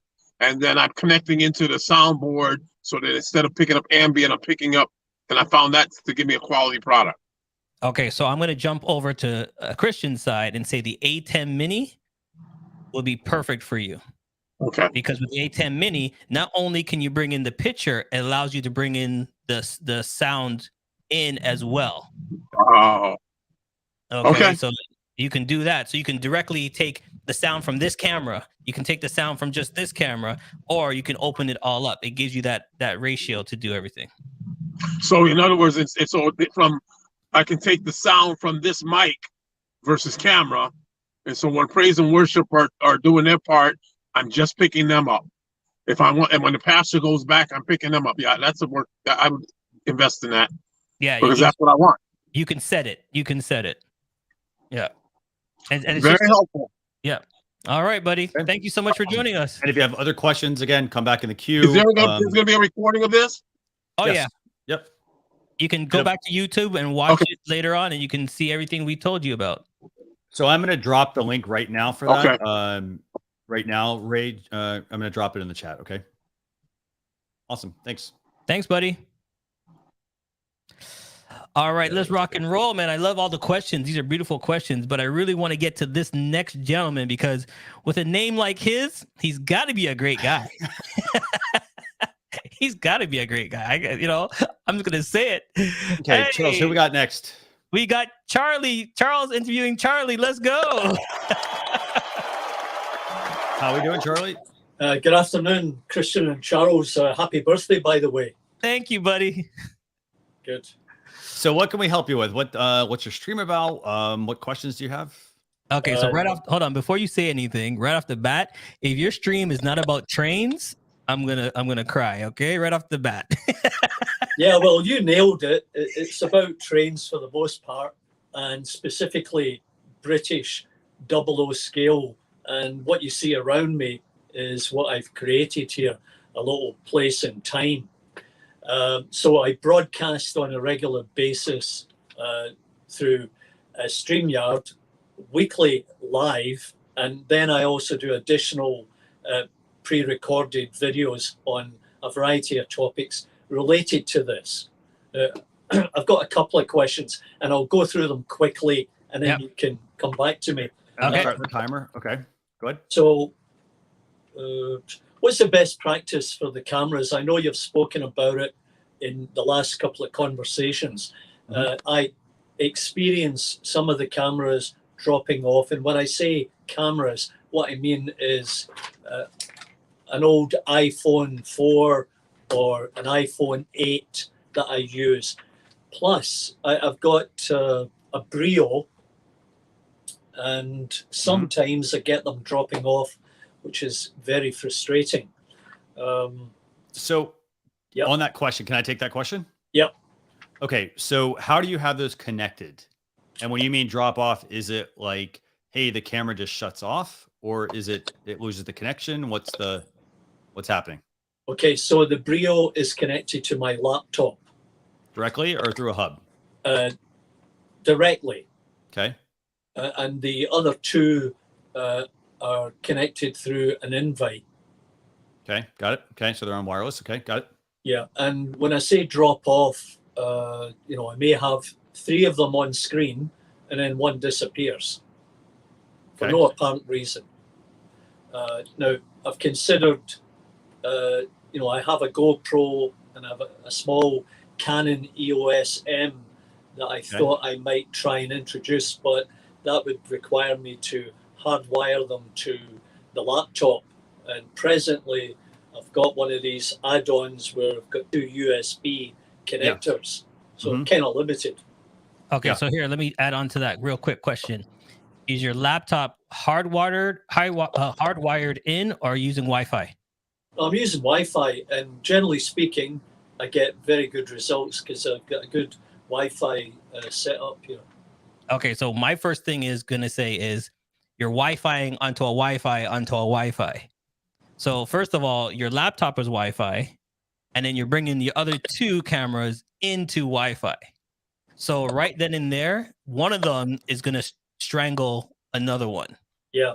Okay, so if you're doing 2 cameras like the cell phones going through Ethernet, it's going to struggle because the main sub, which is your laptop, is sucking all the Wi-Fi power. So the hardwire to me, and Christian, you can correct me if I'm wrong, I always suggest hardwire in. So you can get stronger, better quality for the laptop, and then Wi-Fi that camera in.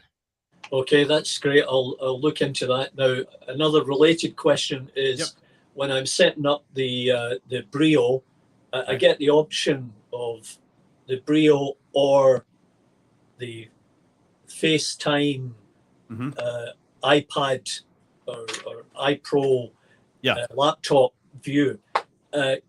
How can I get both of them working? You can't actually. No, it's one or the other. That's all about the laptop, because laptops they're designed to only let you run one camera source at a time for the most part. And it depends also on the type of laptop and that sort of thing as well. So like you can pick one camera source for something like that. People do sometimes go into like third-party tools as well to bring in additional cameras. For example, like I was using Manicam, I think a few weeks ago, to be able to like bring in the camera timer as an actual camera, for example. So there's different ways you could do that. Okay. So. Okay, that's good. I'll move forward with that now. Yes, sir. Your earlier guest spoke about thumbnails, and Charles, you pointed out that the branding of the thumbnail is important. If you look at my page, what's the channel? You'll see that I've tried to brand everything the same way. I use Canva. I go in and I select a background, and then I drop a photograph in that describes what the show is going to be about that day. For the most part, I stopped adding text to it because my daughter, who's a big YouTube star, said, "Oh, Dad, don't use text on there. Just brand it with your color." Now, what do you think? What's your channel? Partick Hill Station.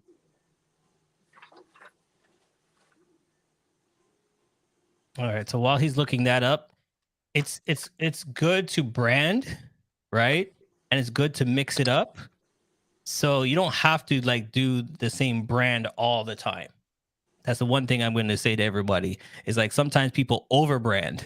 Okay. So it's like, look at my logo, look at my logo, look at my logo, look at my logo. Okay, we get it. But you can have some different shapes and styles, but it has to be about you. So the branding is key. Like I like how you have the top, right? But you know, some days you put a crazy picture on. Some days you put your notes in there. 1 or 2 texts in there is key because you want the analytics. You want people to be able to find you, right? Text on the picture. Sometimes, yeah, you don't have to do text on the picture itself all the time. You could just do a crazy, you know, holding up the train and just looking at the train or looking at the background to get people excited to click on it. You can do that as well. Okay, and what's your opinion on having a variety of topics on this page? Because if you go deeper into it, you'll see I started out in Hawaii doing a critique of a rented convertible 8 years ago. Yeah. Yes, I see where you're going. Yeah. So what's I guess the key, it comes back to your why. Like, what's the channel about? And like, so like, if your channel's like, if you're sharing lots of, like, if it's different experiences, like, I mean, there's nothing to say you can't change from one topic to the next. I think the key thing though is like, you know, like you're doing, looks like car restoration here. And then we've gone into like model trains and whatnot, right? Yeah. Okay, so here it is. Here's something I'm just going to put it right to you. Christian likes the cars, and I like the trains. Yeah, well, a friend of mine rebuilds Generation 1 Camaros, and he wanted to do a podcast, and I said, no problem, I can do that. So we did 4 or 5 of them through the summer. Okay, that's how I got into that. Okay, and there's nothing wrong with that because that's what we asked you. We asked our questions before about pivoting. So this is my suggestion. I don't know, Christian, what you think. If you want to do more of those, then make a channel for the cars. Because I'm coming to your channel for the trains, and then I see you talking about cars. I'm like, okay, well, I thought this was a train channel. Yeah, I know. I've heard this before, right? Right, and then it's a bit of a dilemma. Christian's coming back next week and goes, "Oh yeah, that last car thing was awesome." And then we're talking about, yes, this caboose was a 1940. He's like, caboose? What happened to the Trans Am? Like, you're throwing. So you know, yeah, you kind of have a dilemma, Charles. Right? Yeah.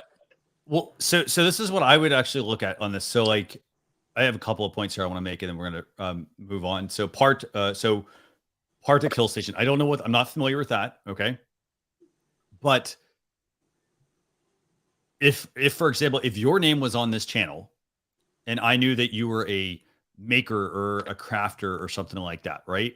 Whatever, or a hobbyist, for example, and your hobbyist was, hey, I do restorations, I do, you know, building model trains, things like that, right? Like you could potentially fit that under one channel. But under the current situation, I see Particle. I don't really know what that is, right? Yeah. But I'm seeing things like model trains. I'm seeing car restorations, things like that. And to me, that doesn't necessarily fit. Yeah, is what I'm getting at. And so, like to Charles's point, you could break that up into a separate YouTube channel. There's also, here's the other thing: if those videos are not driving views anymore, you could, you know, because you also have to look at the audience. If you're bringing in 2 different types of audiences and they fit, that's fine. But if they don't fit, you're bringing in people that like they want to subscribe to your channel because they want more Camaros, but when they subscribe, all they're getting is trains. That's not help you because then they're not going to watch your videos. Yeah, I get that. And my channel used to be called Charlie McGowan. And then, you know, my daughter said, "Oh, Dad, if you're doing mostly model railways and you're getting good feedback from that, why don't you change it to Partick Hill Station?" Yep. So you could do that and move. Yeah. So what I would consider doing is this. I'd say you could take your Camaro ones. I wouldn't say delete them. I would say download them. Or if you have the originals, I would create a separate channel if that's a sort of like a hobbyist project. And then that way, like you publish 1 video a month, have 2 channels, put those up. And that way you can build the audience that are interested in just the Camaro side, and then do the other one on the Partick Station one. And then last point I want to make, we talked about thumbnails a minute ago, and you know, you got recommendations to just do an image or do one with text. I would recommend using like a tool like TubeBuddy that has an A/B comparison, and you could upload one thumbnail with text and one without for the same topic, and it will automatically help you pick which ones work, which ones don't work. Yeah. Okay.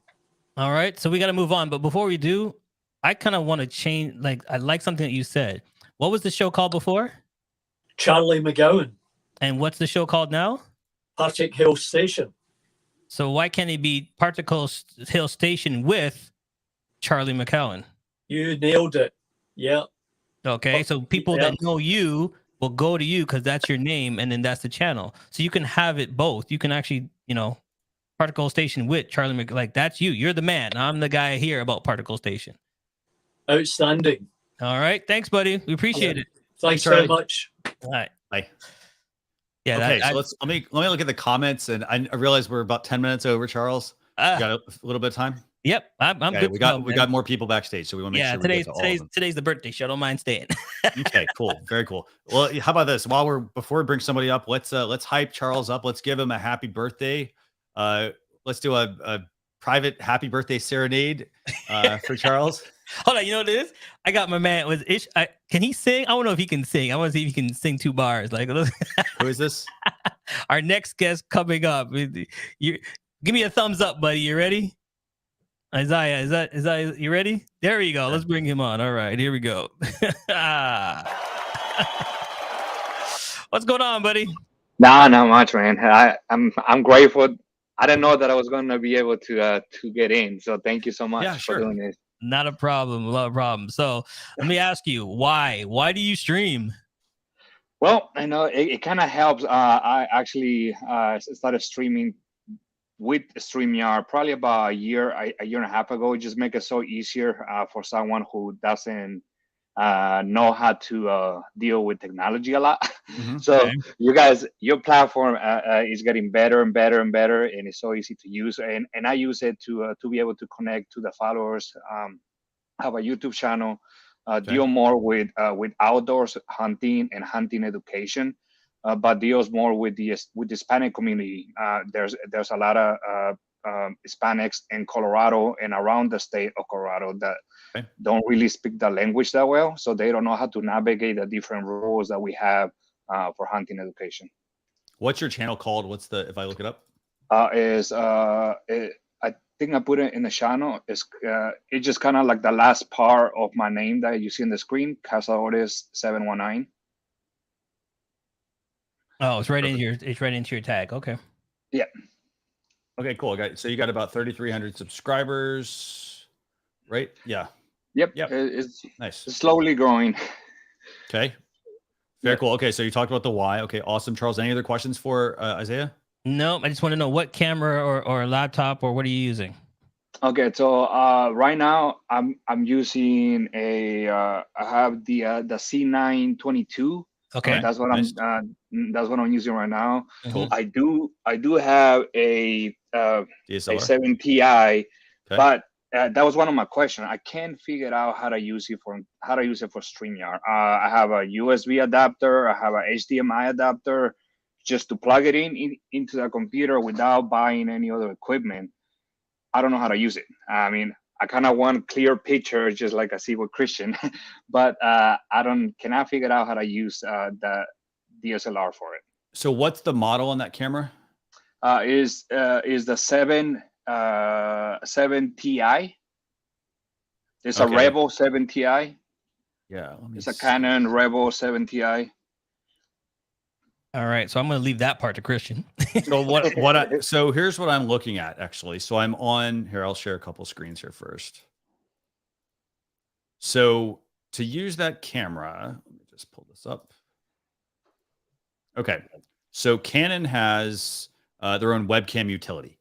So with that camera, you need a couple of things. Let's talk about just using a DSLR as a webcam to begin with. So in order to use a DSLR as a webcam, you typically need a cam link. Actually, let me get one real quick. Hold on 1 second. Charles, feel free to keep things going. Okay. Yeah. Does anybody know what a cam link does? Do you know what a cam link does? No, not really. That's why I don't have any other cameras. That will be the only one to use. Like it will be one camera for my stream show. So I went and bought the mini HDMI to USB stuff, and that didn't work. Okay, but from the USB, you need something to transfer the signal into your computer, and that's what Christian just went and got. So just plugging in by USB, it doesn't know the signal. So this little tool that Christian went and got transforms the signal so the computer can read it. Okay. And so Canon has this utility out. And so if you used Canon's utility, if your camera is supported, that's the key thing, then you would not necessarily need to use any sort of adapter or things like that.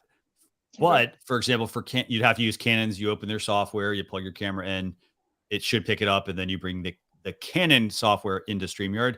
But if I look at this camera and I go down to the one you're running what? The T7i, I think. Yeah, that one. This one, right? Yeah. Yep. So there is a double asterisk next to it, which says USB is not included with the camera. I don't exactly know what USB is not included with the camera means. Does that just mean it doesn't have a USB port on it, or what do you have?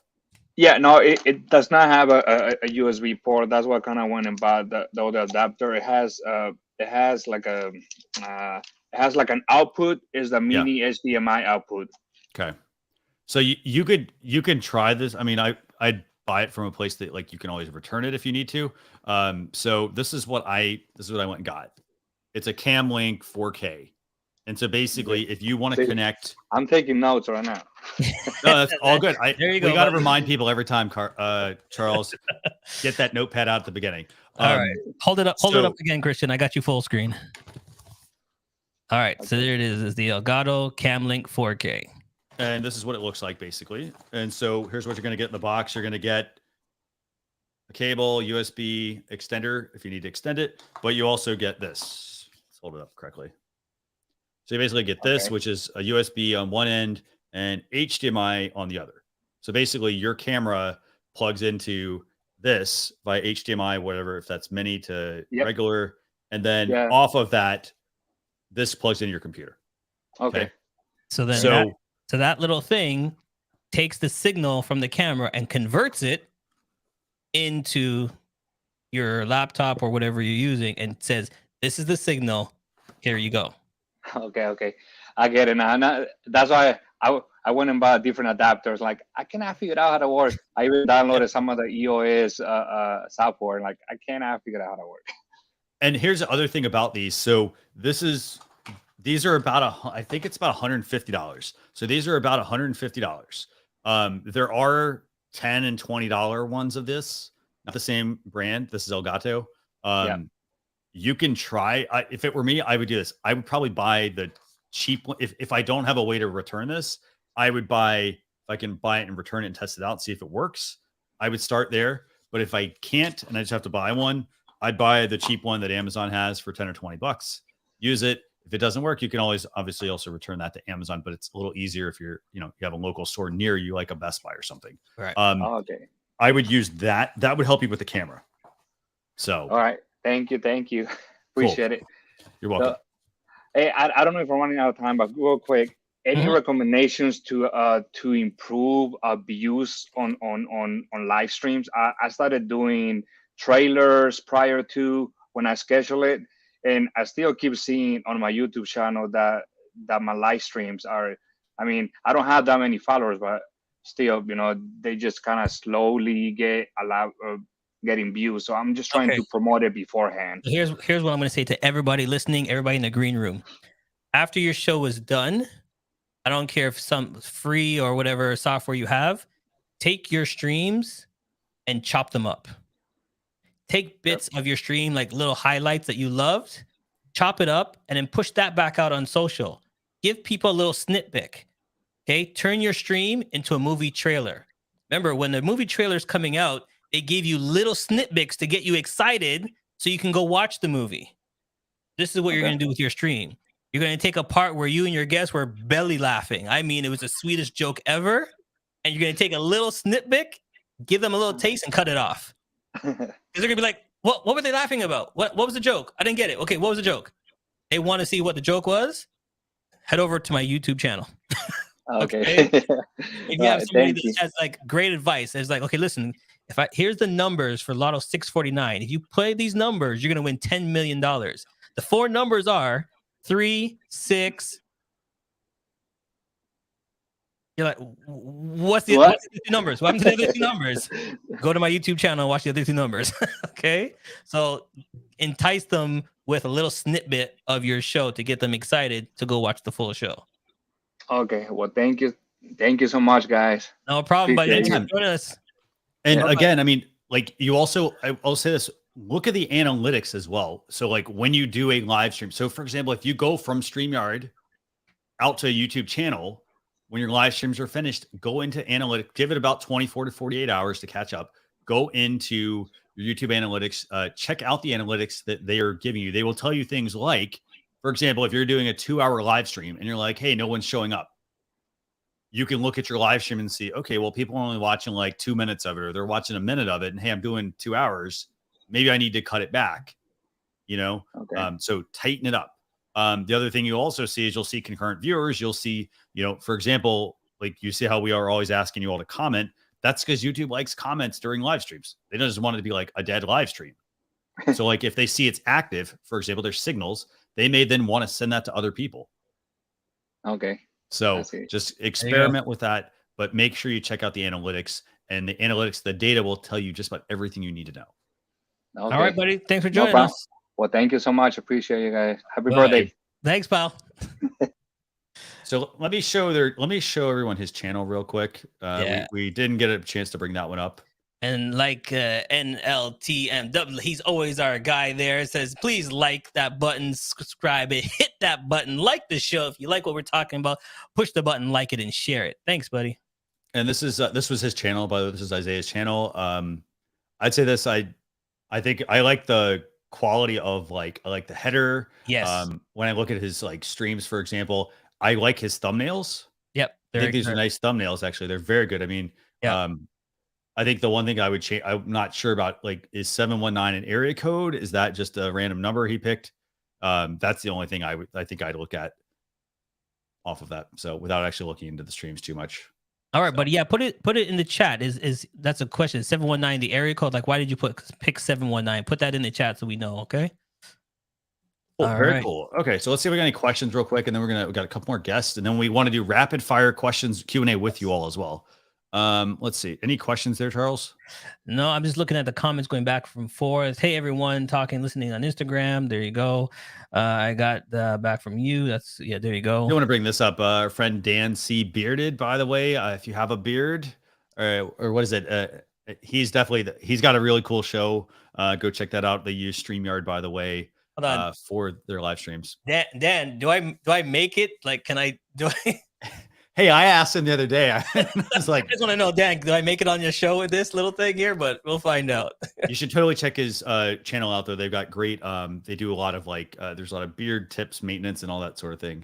There you go. It's a very good channel, actually, and it was very engaging. Even if I didn't have a beard, I was like, hey, I'm learning some actually good grooming tips. So, all right, Ronnie, are you ready to go? If you are, thumbs up. She's smiling away. All right, let's go. Let's go. Here we go. Hey, Ronnie, how you doing?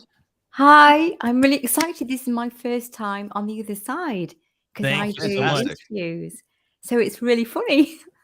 And I think, Carla, you're coming on next. I see you in the green room, so don't worry. We're coming on right afterwards. All right, Ronnie, what is your question? Oh, you're from the UK. What time is it right now? It is 5 to 7 in the evening. Oh, okay. Here you go. Okay. So what's your question for us? Just to see, I start again. I only know StreamYard because that's what I've used. I'm aware of Zoom, but that's through other people, sort of having a chat with them. But yeah, so I love StreamYard and I find it really easy because the tech side, I'm learning as I go along.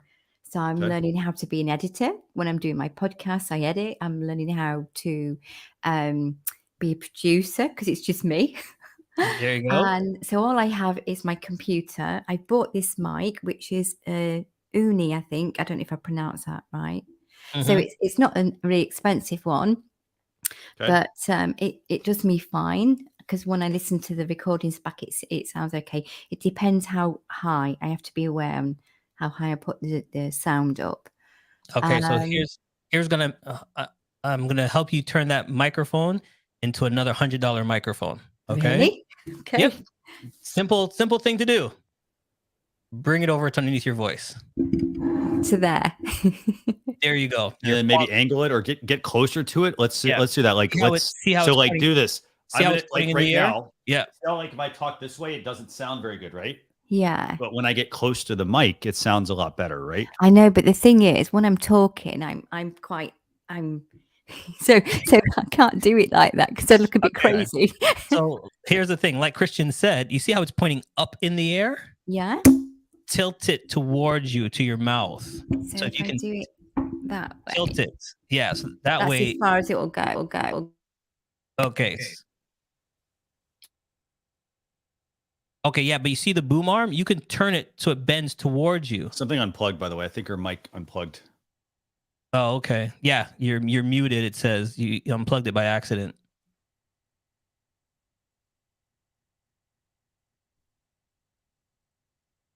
All right, but while she's fixing that, you can take any microphone and turn it into a $100 microphone. It's the position of your mic. So right now, she has the mic facing straight up. So, Christian, where's your microphone? Mine is off to the side, and then I have it basically angled like this in front of me. Right, and then mine is the same thing. I'm gonna bring Christian up full screen. So his is right underneath his chin, so you're getting the bass from his voice. Testing 1, 2. How's everyone doing? Okay, and then mine, you can see it. It's I'm chewing it. This is it right here because this is where the sound is best quality. So this is my microphone. I'm going to talk right into it. So that's how you get the better quality of any mic you're using. Find out where the directional is. Okay, and then that's what you got to do. All right. We might have to give her a couple more minutes here because we got to give her a couple more minutes, I think. Okay, so we're gonna do. We'll bring so you Ronnie, back do on. me a favor. Let's see how we can help you get this back. So check your cables. Yeah. So like maybe unplug and plug it back in. When you That's move the first them- thing I would do. Yeah, when you Make move sure them. Sorry, Christian. When I was you gonna say move, make sure. Yeah, go ahead, Charles. sorry. Okay, go, Christian, go. I was gonna say make sure there's no on-off switch on the mic. Is there an on-off switch? Just make sure we didn't. Okay, no. Okay, and then make sure on StreamYard, see if you can unmute see if your audio that you can click on unmute at the bottom. Maybe you got muted by accident. So unmute yourself on StreamYard. There Do you know go. that's what I did? Oh, I'm so sorry. No worries. No, muted no myself. worries at all. There you go. There you go. Okay, I'm so sorry. I was thinking it's plugged in. What are they talking about? so do me a favor. I'm so sorry. I'm going to put you full screen. Can you hold up your mic? Hold up the mic for a second. Okay. Okay, so see the arm? You can actually bend it towards your voice. That's as far as it will bend this way. No, It will bend go it the other way. that way. Yes. Ah, Bend it that way and turn Okay. it around. Now turn it around. that way. No, all the way around. This is going really well, isn't it? Yeah, keep going. Keep turning it all the way around. Yes. Now angle it towards your voice. Bend it towards your voice now. But that's the wrong way round. Is it direct? Is it a directional mic? It's a how do you say it? Condenser mic. Condenser Yes. mic. Okay. So then, yeah. So just bend it towards your voice because it's your main voice I want. Okay, how's that? Oh, there you That go. sounds better. There you go. That's what you're looking for. That right there, you just came in. If her voice changed, everybody, put it in the notes. If you think her voice just changed on the mic, put a yes in the comments. It just changed right there. There you Because go. I know sometimes I would turn the sound up, thinking if I'm a little bit further away, but then you get the background sound sometimes, not too much, but so, I will say yeah. this: you changing that position makes a huge difference. Okay, so What I was hearing before when you had the mic facing the other way, it sounded like, chances are, I'm just gonna take a guess, your room sounds like it's very hollow. It sounds like maybe there's tile or something like that from a setup. No, it's got carpets, but there's Okay. it's a lot of hard surfaces. Well, it sounds really good right now. Thank It sounds you. warm. I don't hear a lot of background noise. It sounds good. I'm so sorry for muting myself. That's okay. No worries. That's okay. All right. So real quick, what is your question before we let you go? It was just to have a look at my Your stream. streams, really, just to see what you think. Okay. But Okay, if you haven't got awesome. time, don't worry, because I know there's a lot of people. No, here's the thing. We need to do a better job at controlling our time. So, I got your stream pulled up. Okay. So a couple of things I would recommend. One would be specifically for the YouTube channel side. We do a YouTube channel review show. So, by the way, I think you muted yourself. No, I muted her because she has it up a little too high. Turn it back down a little bit because then we're hearing the feedback. So here's another hint that you should do. Does your microphone allow you to put in earplugs?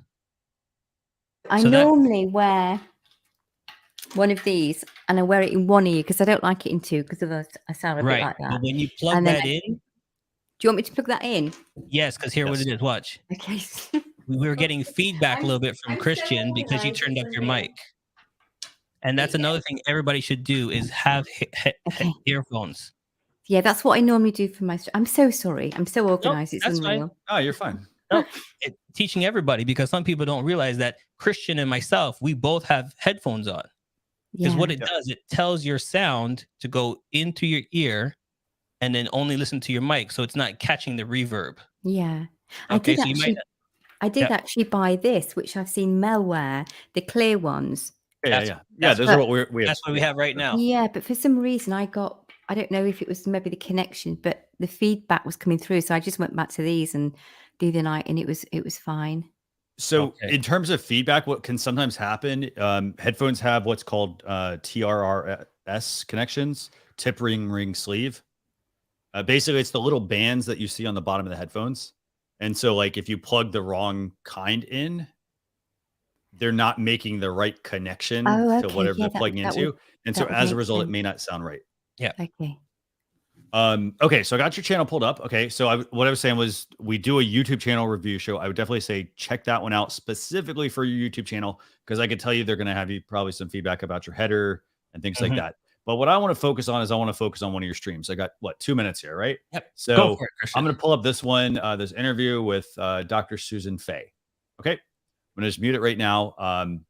So a couple of things I already noticed just by thumbing through your thumbnail here. Background. Yes. Okay. I think we need, my suggestions would be you need to remove the logo from the background because in this view, it doesn't work. It's like totally hidden. I can tell you that I know that's a horse because I know that I know what your channel's about, but I can't see that. Now, what I would suggest in its place is putting that logo. So if you go under brand in your StreamYard studio, there's a logo section. So you see how we have this clock that's in here? Yeah. I could go under brand and thanks, Charles. I can change it to different things. I would suggest putting a logo in that spot. Okay. I have one loaded up, but I didn't want to sort of be always in your face. So that's why I sort of use that as a. And it depends on what views you're in. So for example, if you're in a view like this, for example, where it's the three of us and I have the logo, that actually fits. If I do this view, for example, it fits okay, but it depends. You don't have to use all these different views. Right. So like if you're going to do a 2-person view, I would put the logo in the top corner. Okay. I would, for the background, I would do probably a solid color or something with some sort of pattern or some sort of design. And don't forget what Christian said too, is you can size the logo. Because you see how the duck is bigger on this one, but then it's tinier right here. Okay. So you can size it to go with the theme. Like this one, the leaves are all over. Maybe it might be in my face. So instead of using this one, I'll just use a smaller one. So there's options of your logo in the corner. Thank you. All right. And then the other thing too, what Christian was saying is your background. So I know you do it from home, but the one thing I would invest in is a simple backdrop. Okay. So before you go live, just put a nice backdrop behind you. That way we don't see your whole house. we see you, like you're the focal point instead of seeing everything like the chair, the plant, the thing in the background. Yeah. Kind of like what Dr. Susie's doing here. I would guarantee you this is probably like I think it's called a curio. Yeah, right. So chances are she probably puts a screen up, and then this way, when she puts that screen up, she basically can just she can hide whatever it is behind her. Okay, thank you. Yeah, that's a super simple fix. Yeah, and here's the thing: it doesn't have to. It could be that's also where you could put your logo or do some branding on that if you want to. Right. Or it can just be very simple as well to put up. So. Okay. Yep, something easy. When you're about to go live, you sit down, you pull it across, and then everybody just sees you and your nice background, and that's it. Thank you. All right, thank you so much. Yep. Thank you very much, and happy birthday. Thank you. Bye. Bye. Yeah, this thing, guys, like, remember, your channel represents you. So how the background looks, you're going to see all the different things. So keep it clean, make it simple, put a backdrop up, just put little lighting. She could put a backdrop up and then go on Amazon and get these little simple lights, like you see what I have in the back, and just up lighting. There's different options of doing it, but keep it clean when you're streaming out. And the other thing is, like, you can create, if you want to, you can create, for example, if you're, the easy way to hide things is to put up a screen behind you, or to put up just a standard background, that you can have something printed up, or you can even just buy one on Amazon for like $10 or $15. You put it up right behind you, provided you have the space. Mm-hmm. So those are options. You can also go with a green screen if you want to, and green screens require having the right kind of lighting, having the space to use them. For example, I have a green screen, but guess what? Down here in a box. I don't use it. I got mine sitting over there, Christian. Yeah. So it's like everybody's got a green screen probably sitting in their house. But here's the thing. So that's an option. The other option you can go with, as Charles has, as I have, we moved to physical like sets, basically. In this case, this is just, these are just some bookshelves behind me with some items on it. Charles has his with, some merch and things like that behind it. But you can craft it to where it is fitting into your stream. So for example, her channel was about equine voices UK. So horses, obviously, right? And so she could have, for example, if she wanted to, she could have some sort of printed merch behind her. She could have products, for example, and get product sponsors in there. She could put a set of reins and things like that inside of a cubby or something behind her to give it that feel. Yes, that's what people are going to be learning about. And then the easy thing is you could either just leave it where it's at. You can move it, just watch other streams and see what other people are doing as well, and see how you can enhance yours. All right. Before we bring on our next guest, I just want to answer this one question real quick. Yeah, sure. She says, how do we size the logo? Okay. Oh, sorry, bro. How do you size the logo? Sorry, bro, man. You make the size before you upload it. So for me, I have my logos. I have them in all different shape and sizes. So before I upload them, I pick which one I think is going to be the right size and fit, and I upload 2 or 3 of them depending on my show and my guests. So, bro, Ben, I hope that helps you out, that you can resize your logo to what size you want and then upload them into StreamYard. And the recommended size, by the way, for a logo, it's square, by the way. So it's 200 by 200. That's the recommended size. And you want to do it with a transparent background. So if you're in Canva, for example, you can create it in Canva, do a save it as a PNG or a GIF file. And there is a checkbox for transparent background. So you want to save it as that. Now I'll give you another quick little tip, by the way, here as well.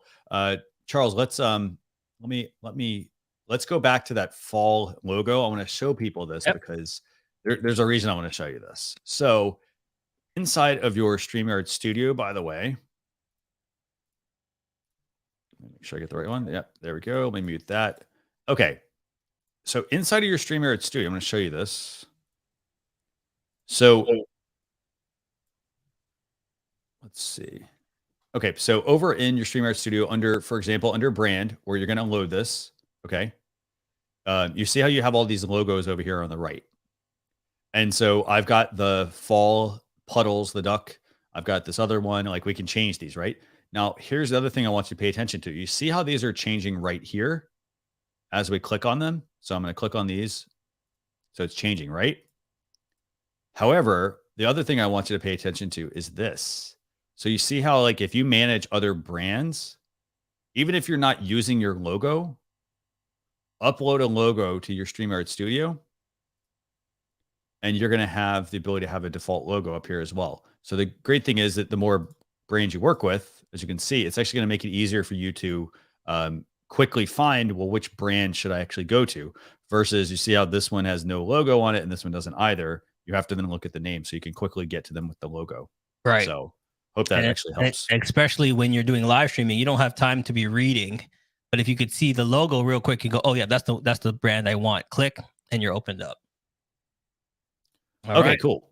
Carla, let's go. Let's go. I got you. Thumbs up. And Ready by the to way, go? we got lots of questions, but we're saving these for the Q&A. So we're gonna just go through this. Okay. Carla, thanks for hanging out with us. How Hi. you doing? Happy birthday, Charles. Thank you. So I have 3 questions. I'm going to let you know what they are, and then you can just decide how much time you want to spend on them. So I have problems with audio leveling between guests. LinkedIn is giving me grief about, I'm just having, like when I add it, is it just that you do any changes and you're going to lose that link? Is that what it is? And then also, Christian, I've heard you talk about using Calendly for scheduling guests. And I was wondering, maybe you could explain a little bit of that, or maybe like that might be a video you guys do sometime of explaining how you do that. So those are my 3 questions. Christian, do you want to grab the LinkedIn one? I'll grab Calendly and we'll grab the other one together. The first thing I want to do, actually, give me 1 second. I'm going to actually make a note about Calendly because I think that's a good idea about booking guests. So just give me 2 seconds. All right. So here it is while he's doing that. With Calendly, we both use Calendly. Okay. I think it's the easiest and best way to use it. So Calendly gives you the option of sending somebody a link.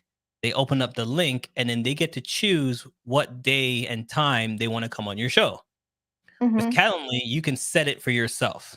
Okay. So I do my show every Wednesdays at 11. So when I send somebody the link, whatever dates I have available, that's the only time they can pick it.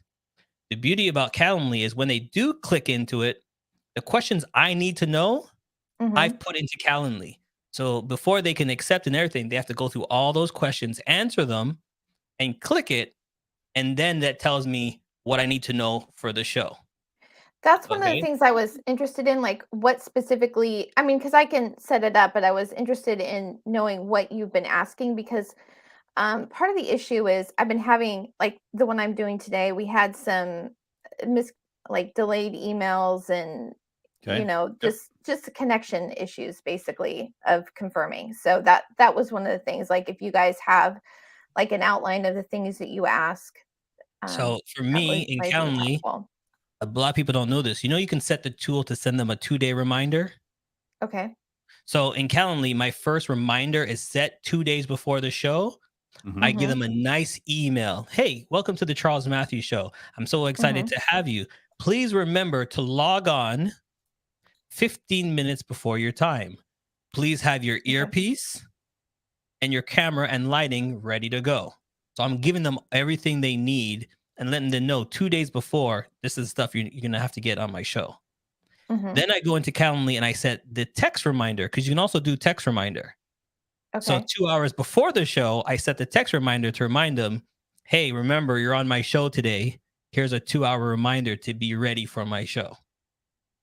Well, I've been sending an email. I tried to send it like a week before with an outline of what we're going to go over, a link to a Google Doc with the questions, the StreamYard link, information about how it's going to go. And I also send them my phone number because, I'm not looking at stuff when I'm going right into it, just in case something happens. But the issue is I don't have all the information for them. So that's kind of... Here's my questions. Your full name, your email, your website, your social media handles. Okay. Because I need to know what social media handles they are so I can upload it. What's their website to get more information to read on there, their email.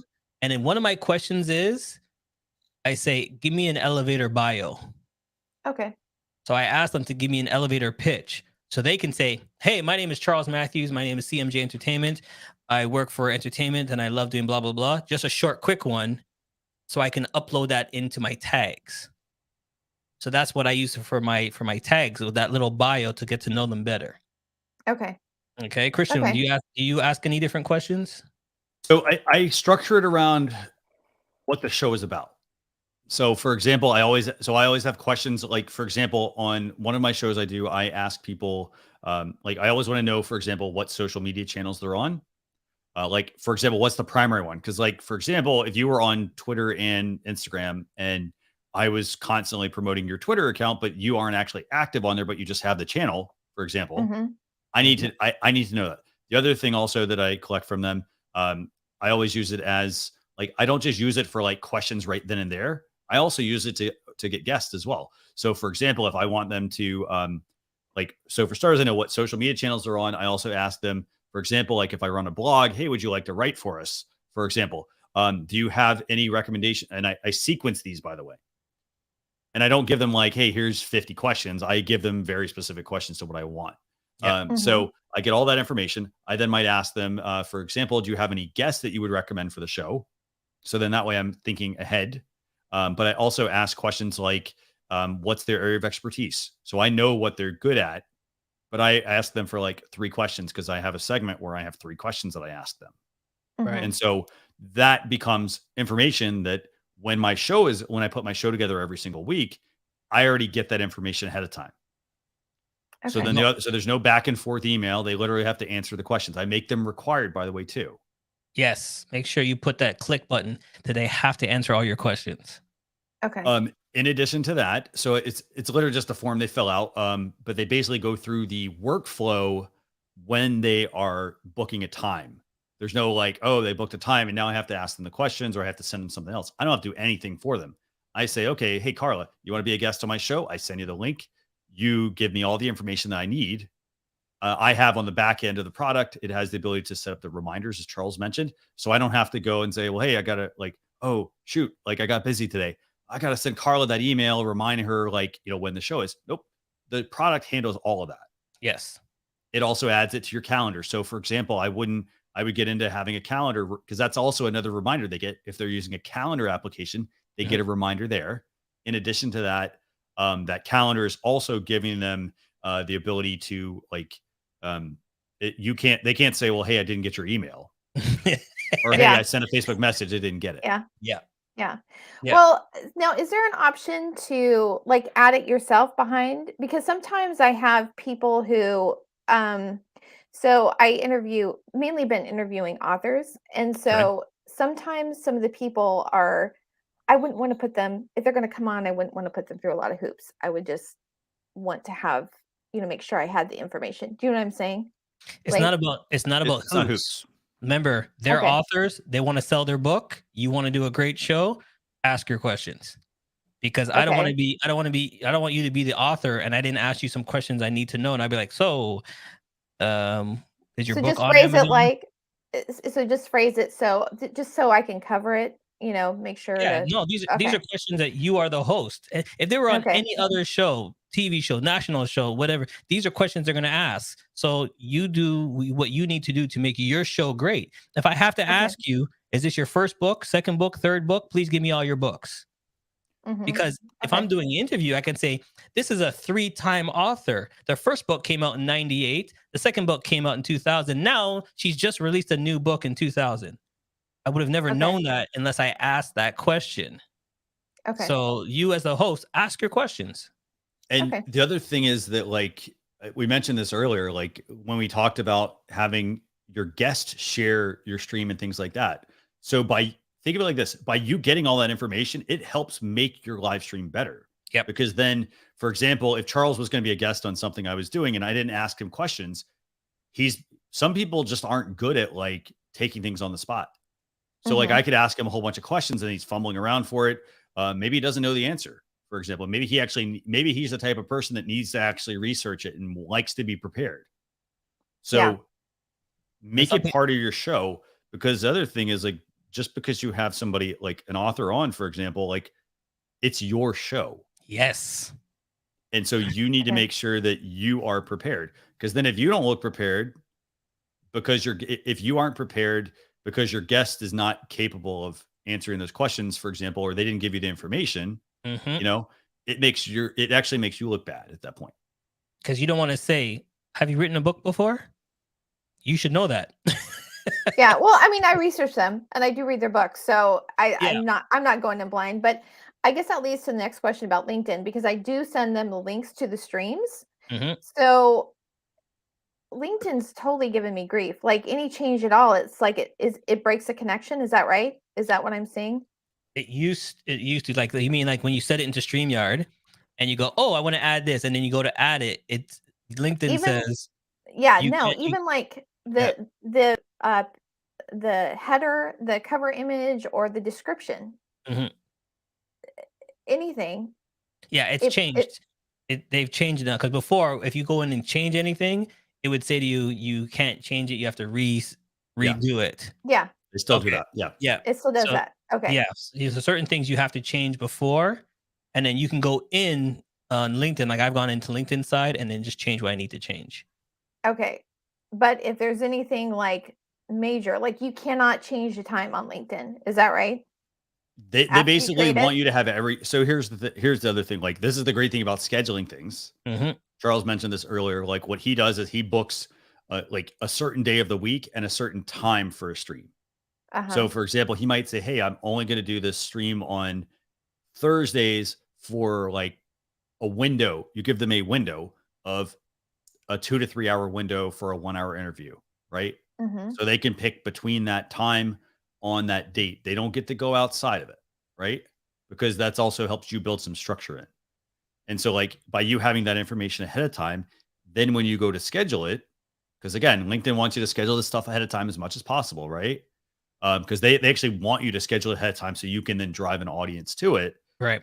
They don't necessarily want you going back and changing it, because if you have to change it, then they actually want you to delete the stream and come back in with. Okay, so that's what you have to do. Okay. Yeah. That was my question. And Calendly will help you with that, because then you will look at your schedule and you go, oh, I got to show Tuesday, I got to show Thursday. Go in Tuesday and Thursday. That's it. That's when you know you're going to go. And here's the other cool thing about like using like a Calendly or some of these other tools. Let's just say you do 2 live streams. One is with authors and one is with I don't know, what's another one, Charles? She's reading a book of her favorite book. Yeah. So say you got 2 different live streams going on, right? You could set up 2 different calendars. So one could be just for the authors. So then you send the authors a guest link and they can only book that window for that particular calendar. Right. And then you could have the second one for, you know, you have another type of show or another guest. That's just for a different type of guest. And it's all structured. Yeah. So in Calendly, I have 4 open calendars, but each one is for a different show. And one is actually for talking to me. So if you want to talk to me, book yourself in. And I know I only take calls on Wednesdays at 1:00. So if you're not in that time slot, I'm not getting a call on Thursday or Tuesday. I know Wednesdays at 1 are my only time I take interview calls. It's in Calendly. Okay. Yeah. Okay. And then just kind of off of that, I want to make sure we highlight NLTMW's comment here. So he says, remember that LinkedIn is business focused. They're overstructured. They don't like freeform, basically. Yeah. Okay. So, good to know. It seems like it's changed since I first got approved, because before it seemed like it was just a posting, and now it seems like there's a lot more things where you can add speakers in. And yeah, don't forget, every platform is trying to upgrade themselves. So like Christian said, and Christian says it every show, research on the platform you're going to stream. Each stream platform allows you to do different things. Some platforms say, hey, schedule 2 weeks ahead. It's fine. Some platform go, no. Facebook says Facebook says 7 days. 7 days. Yeah. So you kind of have to work with that. Now, the cool thing about that is that you could set all those streams up ahead of time. For example, if you're streaming to LinkedIn and Facebook, you could schedule it for LinkedIn and then have it go out ahead of time. And you can always add Facebook as a destination, even though the stream's already scheduled. That's what I've been doing. I add that. That's why I don't send the email out until a week before, because I won't have the Facebook link until then. But then here's the last thing before I let you go. Remember, in your Calendly, put the link of your show in the Calendly reminder. Okay. So that way they get the link, because you don't want your guests to say, oh, are you promoting this? I haven't seen it. Yeah, it's in your calendar reminder. Okay. That way they can push it off. Like you get that calendar reminder that says, hi, remember you're on my show in 2 days, and here's the link to push out to your friends. Okay. Let them push it out there. All right. Okay. So I mean, the thing about the audio, is there a way to check that? Because the last few streams, there's been a difference between my audio and the guest audio, or even like me and like 2 other people, and I can't hear it when I'm on the stream until after I watch the replay. Okay, so 2 things. You have headphones on? Yeah. Okay, number 2, does your guest have headphones on? I don't think they did. Right. No. So here's what happens. Sometimes when they talk, they think everything is fine, but they're actually getting a reverb in and bad sound quality going back out. You can hear it, but after you watch the replay, you go, ooh, that didn't sound great. Well, it's just like we're not equal levels, and I have the auto leveling on. Yeah, so but is that what that is? Nope, that has nothing to do with you.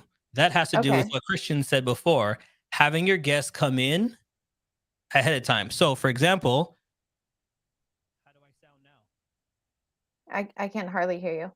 Why not? I have no idea. But actually, they do. So we're demonstrating. He's just demonstrating a point. Yeah. So here's my thing. So Christian says, "You can't hear me." You ask your guest, "Turn up your mic."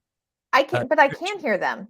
We do come in ahead of time, and I can hear them. I can't hear the difference until I watch the replay, and then it sounds a lot different on the replay. So are you? What are you using as a meter to? Do you have a meter to see their quality of sound coming in? No, I'm just using StreamYard. Okay. So 2 things, and correct me if I'm wrong, Christian. When they come into StreamYard, they'll see their meter. So there is a meter, but I would recommend using a third-party metering tool. Okay. Like I can note it as a feature request because we get people asking for like a leveling tool. By the way, Xander, if you're listening, do me a favor. I think your dad actually has recommended a metering tool.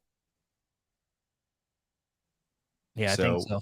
So 2 things. I know a lot of people, when they come in, I always tell them, when they come in and type their name ahead of time, you see that little meter that bounces up and down to check their audio quality?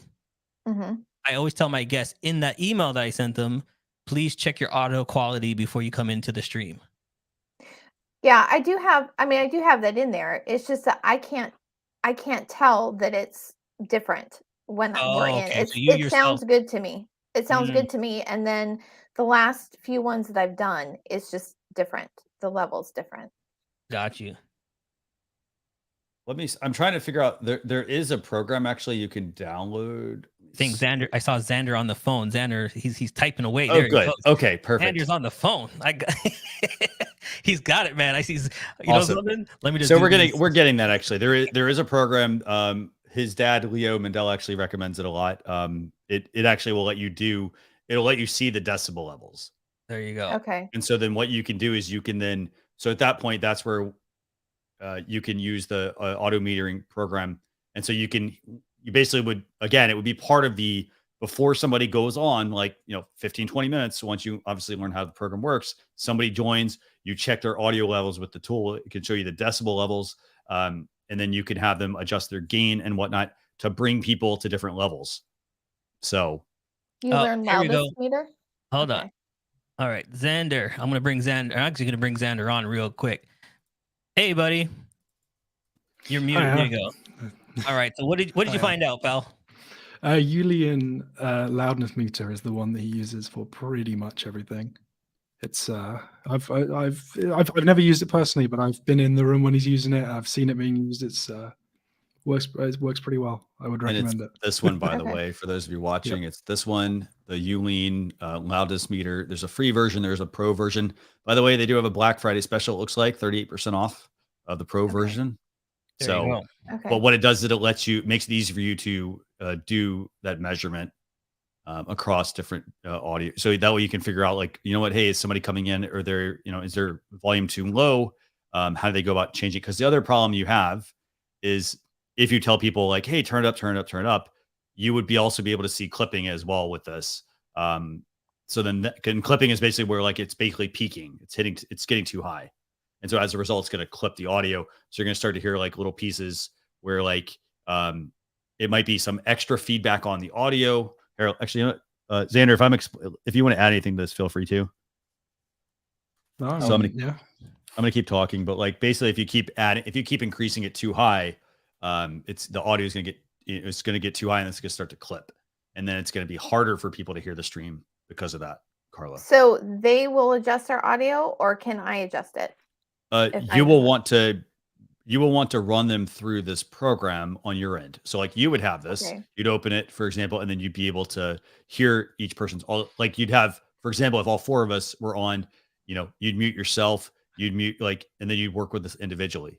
So if it's just you and a guest, you come in, you see what your audio is at, then you mute yourself, and then you say, okay, hey, Xander, like, let's have you talk. And then you have him talk. And then that way you can see what his meter is and you can see where he's hitting relative to what you're hitting. Okay. Make sense? Okay. Yeah. And it's okay. So do you understand what the clipping is? Yeah. I guess I'll just have to play around with it and get some people to kind of test it with me. All right. So real quick, if I just do this, Christian, do you mind if I show something real quick? No, that's fine. Yeah. All right. So I'm in my Go XLR. Okay. And there is my mic meter, and it says low, good, too loud. So you see how I'm testing my meter out. So if I jack up my gain, then I'm talking. You see how it's hitting the red? Mm-hmm. That's clipping. That's too loud. And you hear a buzz. So you're gonna set so it doesn't clip like that. So you're gonna just set it so it just comes into a good, nice area. And that's what you want from everybody. That it's not hitting that red. If it's hitting that red too much, that's what the word clipping is. Okay. All right. Okay. Well, thanks. More to work on. Here's the thing. It's a process. It's always, you don't have to change everything overnight. But I would say this, pick a couple of things to work on this weekend. I mean, the easiest thing is, okay, you buy the program or you download the free one, test it out, see if it works. If you need help, you're welcome to reach out to me as well. But see how it works and then decide, okay, like, you know what? Yes, this is going to do what I want it to do. Make the purchase. That's at least moving one thing along versus, oh, hey, I've got to I'm going to buy that or I'm going to download it. And then you forget about it. And then, 2 weeks later, you're back in the same situation. All right. So and here's the last thing. Here's the last thing I'm going to do before we let you go. I like this idea because I did it with mine. Do some test recording and then, unlist it and then listen to it back. That's a good idea. Do it and then play it back on yourself and listen to the YouTube channel and go, okay, no, that's not there yet. Go do a couple of them. Because remember with the StreamYard, you can record only. Mm-hmm. So you can record only and listen to yourself and go from there. Well, I want to thank you guys so much for doing these because they're really, really helpful. Like every single time something comes up, I'm like, oh, wow, that's brilliant. So they've been really helpful. Thanks, guys. I appreciate it. Thank you so much. All right. And don't forget, everybody, before we let you go, we're going to do some rapid rounds here. Don't forget, though, a lot of this information, like with the new things, with the lower thirds or the new views, you can catch us on the town hall meetings. So don't forget, town hall is on Sundays, 9 p.m. Eastern time. What time is that for you? If it's 9, you'll be eating crumpets in the morning when you're watching our stream, right? Yeah. So there you go. So make sure you check that out. Late night. Yeah. Late night staying up for that. All right. So we got, I know. So here's what we're going to do. We're going to do some rapid fire Q&A. And I brought Xander in as well. Xander, I think you can help us with this. Yeah. So what we're going to do, what we want to do, basically, if you have a question, put your questions in now in the comments. We got two things. We're going to do rapid fire Q&A for about 5 minutes. Then what we're going to do is a quick giveaway. Oh, by the way, oops, I did forget to start the giveaway tool actually. So I will start that right now, actually. There you go. What's the word we're going to do for the giveaway? I just did nothing actually, but you can put any comment in and we'll pick up the comment in the giveaway tool. So, okay. So rapid fire Q&A. Let's, by the way, for those, let's go all the way back. Can we do sound for the giveaway for the keyword today? Can we do that? If you have something, I don't have anything, but yeah. Okay. So let's try that. Let's do that. I will set that up. So what we're going to do, we're going to take some questions. Okay. Yep. So let me just start. I went back to about 1:30. So let me see. If you have a question, by the way, put it in at the bottom. We'll bring it up in chat. Xander, can you see? You can see the comments, right? And put a Q before it, please, so we know what question you want to do. Please, everybody, put a Q. So how about this, Xander? Feel free to just bring up a comment, and we'll address it. All right. One I've seen come up a couple times is this one. Okay, so can StreamYard handle a 48-hour YouTube live stream event? Charles, you want to take that one? Okay, hold on. I'm just doing the giveaway tool. 1 second here. All right, there we go. I'll go back to you guys. So yeah, put hashtag sound in the comment. Just put hashtag sound in the comment for the giveaway tool. Hashtag sound. Okay, can StreamYard do a 48-hour live stream? So we can handle it, yes. Yes. But I think the other thing you have to remember is that there's only a certain amount of that typically would get saved. So like YouTube, for example, has limitations of I think it's 12 hours. Yes. So they only capture the first 12 hours of that stream. And then here's a thing too. Are you doing 48-hour because it's a marathon, a telethon? Like, what are you doing the 48-hour stream for? Because that makes a big difference too. Because you might want to cut it up. You know what I mean? You'll lose half the people. Like where Xavier is and where I am, 2 different time zones. So you might catch one and the other. So what are you doing a 48-hour stream for? That's the question I want to know. Okay, what's next?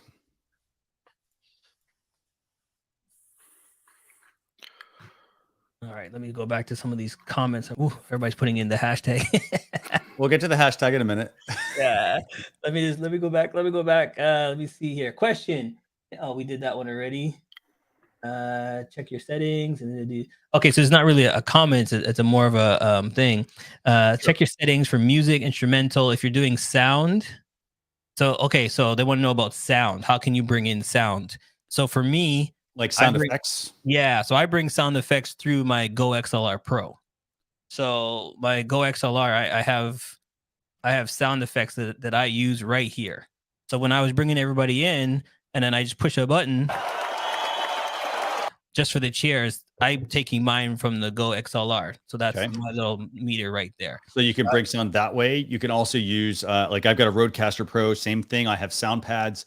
In addition to that, you can also use the Stream Deck.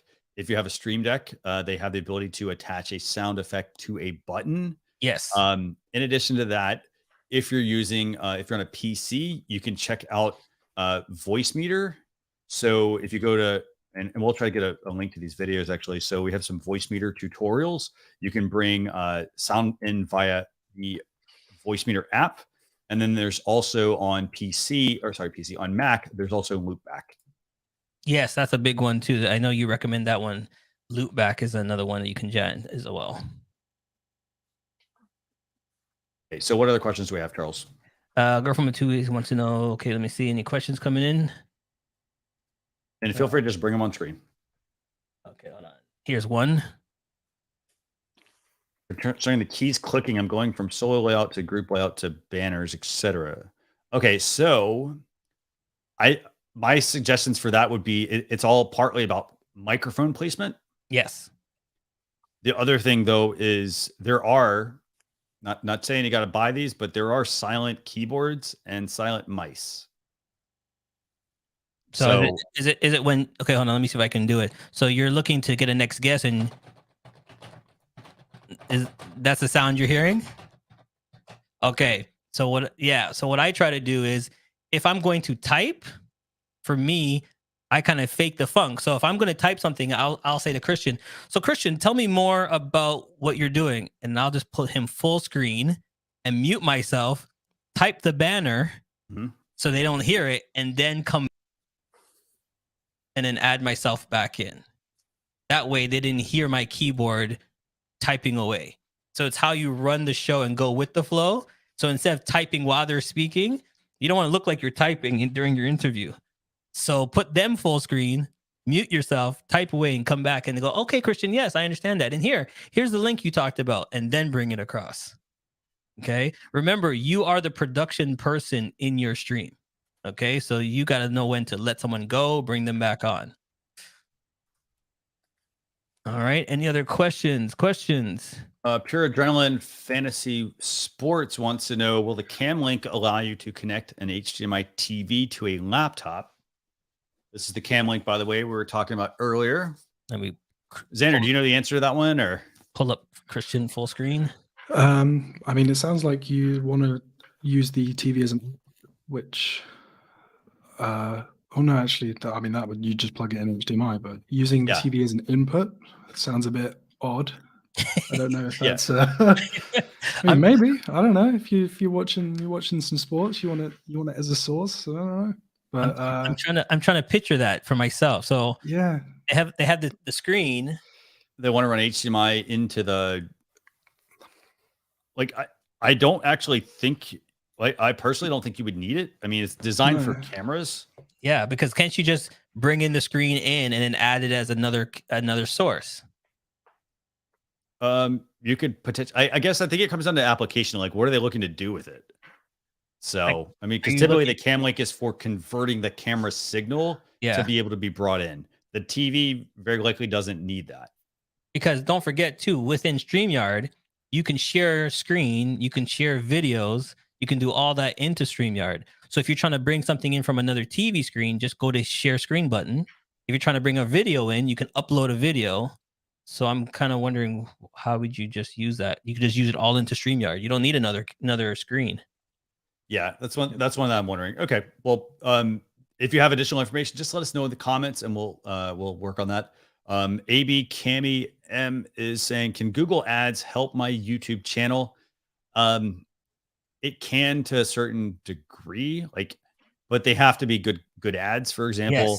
Yes. And then you also have to make sure that, okay, you could run a really good ad, but does your channel actually like then provide good quality content? If I watch your ad and then I go to your channel and there's like one video and it's not very good, it could have the opposite effect, I think. So let me put it this way.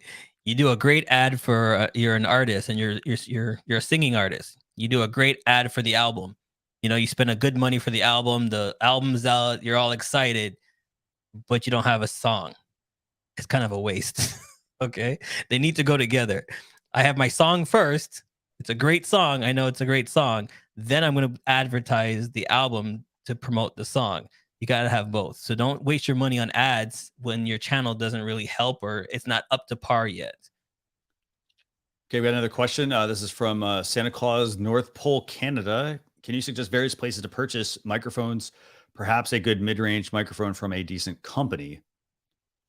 If you're in Canada, I go to be honest with you, my choice, because, Canada is Canadian Computers, Canada Computers. So Canada Computers is all about computers, gaming, streaming, everything. They have everything in that store. They have all the wires. They have the cam links. They have the stream deck, everything in Canada Computers. So if you have a Canada Computers near you, I would say go in there, and they know a lot about gaming and streaming and stuff like that. Yeah, and I'd say most of your electronic stores, but what I would personally look for would be more like like if you have a similar store like a Guitar Center, like a store that specializes in microphones and audio equipment, for example. A lot of times what they do is they will have a lot of those things on display so that you can test them. You can see, like, for example, like, what's the size? How do I need to connect this? And then you could also see, for example, like, a lot of times they'll do recordings. And I would suggest, because they'll help you, if you can record on them, you can at least get an idea of what your voice is going to sound like on a certain type of microphone. Don't just buy the microphone just because everyone else bought it.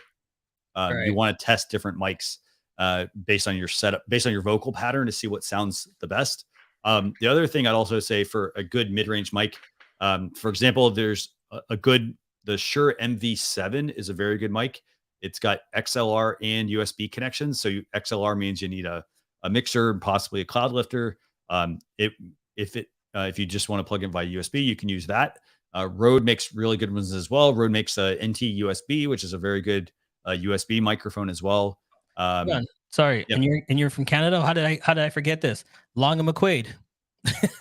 Long and McQuaid in Canada is like one of the number one sound equipment place. How can I forget that? That's where I bought my microphone. Because that's, like Christian said, they only do with guitars, drums, keyboards. That they're a sound company and they sell all different type of microphones. So if you're from Canada, Long and McQuaid is a place to jump on there as well. Okay, Charles, what other questions do you have here? I'm at. Somebody was asking me right here. Boom. How did you make the 5-minute timer in the logo? Good question. So that is actually an animated GIF that we basically made. We made a 5-minute animated GIF, and we gave these away. This is we basically do an asset giveaway. We give you, like, every single month at the beginning of the month, we drop a bunch of new assets. You can check out. You can basically just bookmark or just check out this post actually. And here's a little secret, everybody. Every month, StreamYard gives you little things to use in your stream, which are little great hints. So Halloween just passed. They had like black cats walking across the stream. They had pumpkins. So every season, check out StreamYard, Facebook posts, check them out. They give you a little book and it's easy. You click, you download it, and then you just upload it to your own stream. Whoop, just like that one right there. Thanksgiving, eating that pie. Okay. Turkey.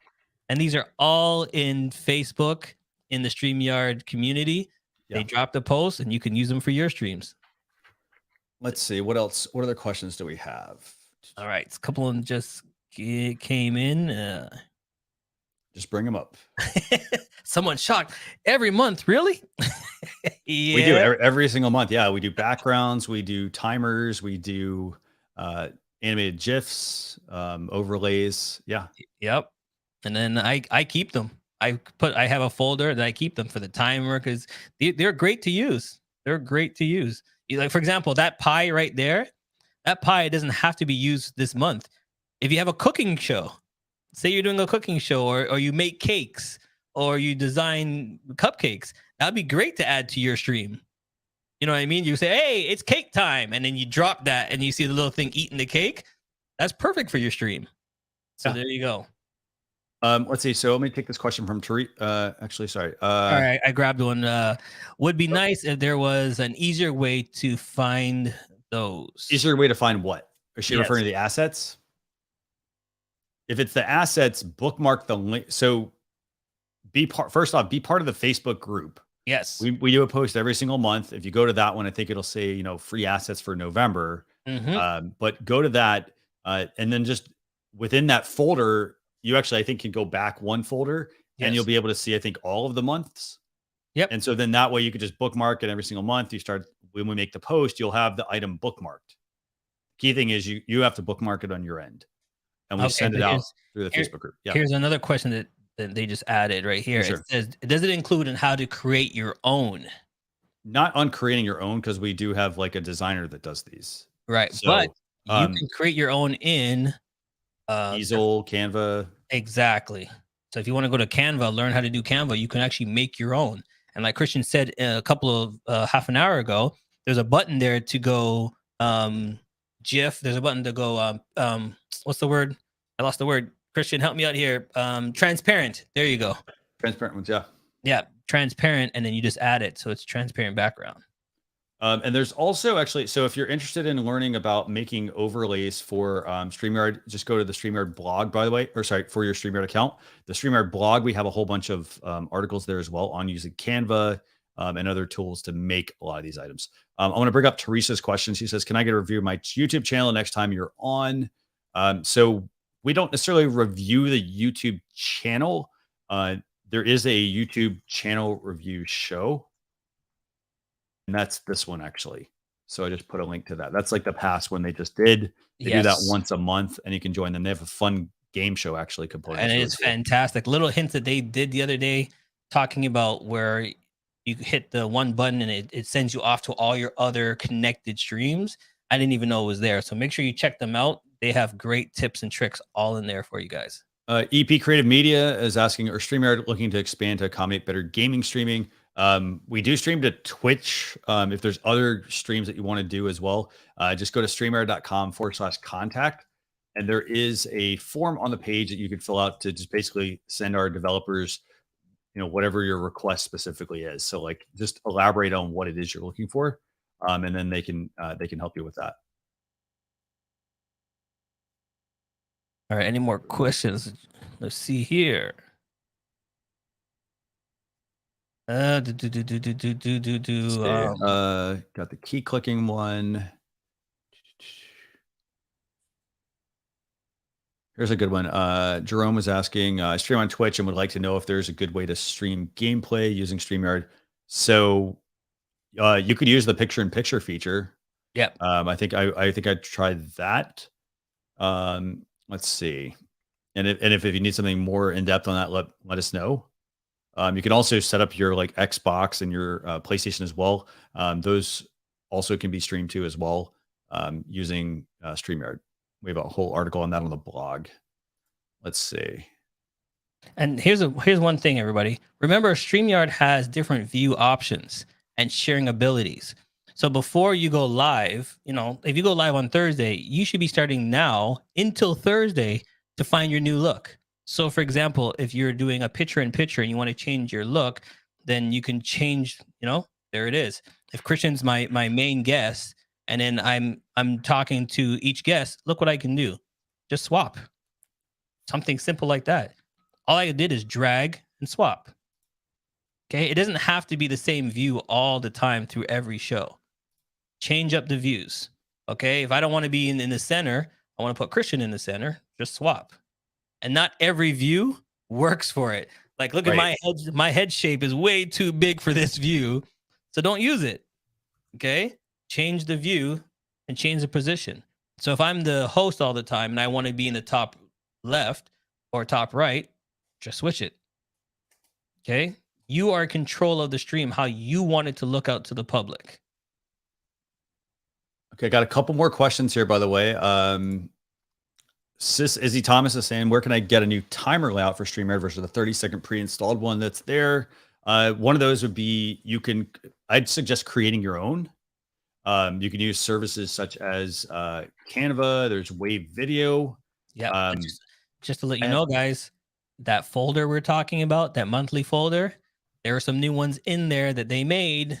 Different song, different music. The timer is in there. Check out the folder. I got the new one, actually. I'm using the new one. So let's check see out that what folder. else we got here.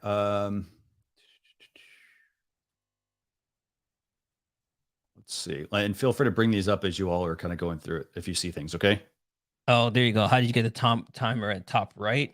Okay, got that. Okay. Yep. Yeah. That's an animated GIF that we uploaded to the logo folder under brand. Right. So if I switch it, let me see. See where the logo was supposed to be? Instead of putting the logo there, we just put the timer in there. Yeah. And it just starts automatically. And if I want to restart the timer, there you go. Okay. So we got that. So Jeff in the Zone, we answered your question. Let's see. What else? By the way, I want to thank Jewel for really helping us out, for helping us as well manage the stream. I really appreciate this. By the way, this isn't just a single effort. This is a team effort. So I want to thank all of you, by the way, for helping us. Let's see. Xander, are there any comments that you can see in here that would be worth bringing up? Hold on. Was it? Hold on. I just lost one. Where is it? So I saw Airline's videos comment about asking about like adding a clock. Right now, I'd suggest using the animated GIF area for that. For example, we have a 5-minute one that we've created. You can do other ones as well if you want to make those. Let's see. Okay, so I'm just gonna pull this one up because you mentioned it before. She wants to know what is the best external mic for live music. So if you're playing a guitar and stuff, just do what Christian said. Go to the studios that have microphones and test it out. Say, listen, I'm doing a live stream and I want to play my guitar. What's the best mic you think I should use for my live stream? And these guys are the experts. Test out the different mics. Go to these stores and test out the mics. Xander, do you have any feedback? Any thoughts on that? I'm not playing music. Music. Yeah. I don't have any. Not really. No. I mean, exactly testing it out, seeing what sounds good, seeing what gives you the right sort of frequency range depending on what instrument you've got. Well, yeah, go ahead, Charles. No, I was just saying everybody's different because if you look at all three of us are streamers nonstop, but not all three of us have the same microphone. It's whatever you guys like. So, for example, I'm going to pull up Xander. Xander, what mic are you using? I'm using a T-Bone mic that I've had for a little while that initially I had some issues with until I got a cloud lifter for it. I speak quite softly, so initially it sounded a bit not great, but since then, it took some work, but it's in a place I like now. So there you go. Yeah. And then Christian, what are you using? Shure SM7B with a DM1 Dynamite stick, basically for enhancing the gain as well. Right, and for me, it's the pod mic. So I'm using the pod mic, and I'm running it through my Go XLR. So everybody's different. Everybody's sound quality is different. It's what you like. Test them out. And the only other thing you got to think about, by the way, if you are playing music, if you're just playing the music and it's just you, then it's easier to just play that and bring that in, like provided you have the right kind of mic for that situation. But if you're, for example, trying to do this, say I'm trying to play music and Charles is trying to sing, and Xander's our backup singer, for example, it's going to be hard to get that synced up because there's typically going to be latency that exists. And it can be very delayed at that point. So you kind of have to, but if you're just playing music, I mean, you just need to make sure you get the right kind of mic for that situation. But again, test out that with some of the different, like I always tell people to go to the Guitar Center because that's where they specialize in. And then just make sure you add the component. Hey, I want to live stream this. And then they may suggest something else, or they may suggest a different setup. Okay, so let me see. I think we got a couple more questions. Let's see. We got one from Sven. Charles, I'm going to have you answer this one, by the way. So Sven says, hey, I get my video from an ATEM mixer. I assume an ATEM Mini and audio from the Go XLR. Sometimes there is a delay between video and audio. Any ideas on how to synchronize this? Okay, so I was looking at this as well when the question came in. From my research, right, there is always going to be a delay on going out. If you're asking about a delay about the two connecting together, that's something you can set on your ATEM Mini, and you can set it in the Go XLR, because when you go into the back end of the Go XLR, it says there, where do you want the sound to go through? So you have to let it know. I'm going to actually bring that up. Let me see if I can bring that up. Get rid of this on here. I don't know why this is on there. It's frozen. And Xander, is there anything else you want to add on that? Pretty much almost all of these devices have an ability to delay by whatever amount. I mean, I know OBS does as well, but that's a different thing altogether. Yeah. Yeah, it's just sort of trial and erroring with get a recording of you clapping in front of it and just fiddle with it until it lines up nicely. Okay. All right. Yeah. So you are going to, yeah. Sorry, I have to do this. Share screen. Boom, boom. And share screen. All right. So you guys want to just take the comment off? Yep. Sure. Okay. So what I learned just 2 weeks ago, now I did some deep diving into the Go XLR. It depends on how you route it as well for the sound to come in. Because you're going to the ATEM, you might want to route it differently. I notice when I'm routing the sounds, you can make the sound go into the headphones, into the broadcaster mixer. It all depends on what you're using to send the signal. So before, I had it on one and I was hearing it twice in my headphones, and I was wondering why I was using it twice, because I just started using OBS and I didn't set it to send the signal directly to OBS, and I wanted this only to sound the signal. So you have to make sure when you're rerouting it, play around with it. Do you want it to go through the whole system? Do you want it to go into the headphones only? Do you want it to go into the live mic? With the Go XLR, you have to set where you want it to route. And that's something key that you have to do first, because you're thinking, why is it coming in delay? It's coming in delay because your ATEM Mini is routing it one way and your Go XLR is routing it another way. And you didn't pick one. You know what I mean? And that's why you're hearing the delay. Awesome. So I got time for one last question. Then we're pulling up the giveaway. This is from Griffo asking, did we create the timer in Canva? So we did not create that in Canva. Like I said, we have a designer that makes these. So I pretty much gave them the requirements of, hey, I wanted a 5-minute timer for the animated GIF. They made it for us to make sure that it fits within the requirements of under 3 megabytes for the logo size. But you can create timers in Canva. You can go into Easel as well. Both of those are good design products for doing that. You can also just go to the web and try to find open source animated GIF timers if you want those as well. But we made the 5-minute one there for you. So, okay. All right. So let's grab our giveaway hashtag sound, and we're going to do our giveaway right now. And by the way, so what we're going to do is we're going to give away a Puddles. Let's give away a Puddles. Okay. So we're going to give away one of these. Even though it says love StreamYard, disregard that. We're going to have you put #sound into the chat in order to win. And by the way, for those of you who don't know, you do get a free StreamYard giveaway tool included with all plans. So this is another thing. Bookmark this. So bookmark this link. It's StreamYard.com/giveaway. You know, basically the way it works is as you leave a comment, put in #sound. By the way, you only need to put it in once. And then it's going to basically start collecting based off of that. So let's give everybody, how about this? We have 5 minutes. We have a 5-minute timer. I guess we'll put it up. We'll give you like 2 minutes. Let's give them 2 minutes to put in #sound. And then what we'll do is we'll draw this winner. But basically, just bookmark StreamYard.com/giveaway. That will actually give you access to the tool. It opens up as another window. We share it as a screen here. But you want to start it at the same time every time you're starting your streams. So you can start collecting whether people have to put in a keyword or if they just, have to leave any sort of comment, it can collect any comments that are received. Yeah, there you go.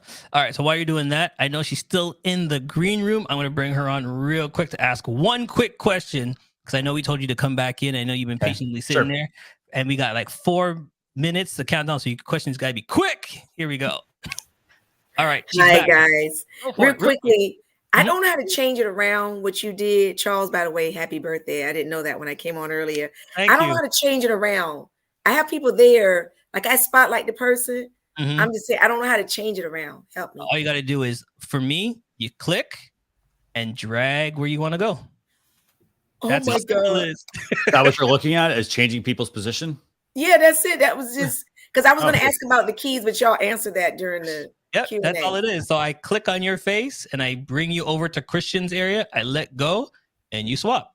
Okay. Where do I go to buy the Excel last thing? Keyboard or something? The shortcut, hotkeys or something. The hotkeys are included in your StreamYard dashboard. Here, let me actually pull. I thought I saw a lady holding something separate, Christian. There is, there are devices. Oh, she's talking about. So let's talk about two different things. How much time we got, Charles? 3 minutes and change. 3 minutes. Okay. Go quick, Christian. Sorry, I had to. Let me just see.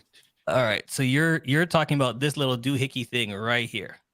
Okay, so this right here is the Stream Deck.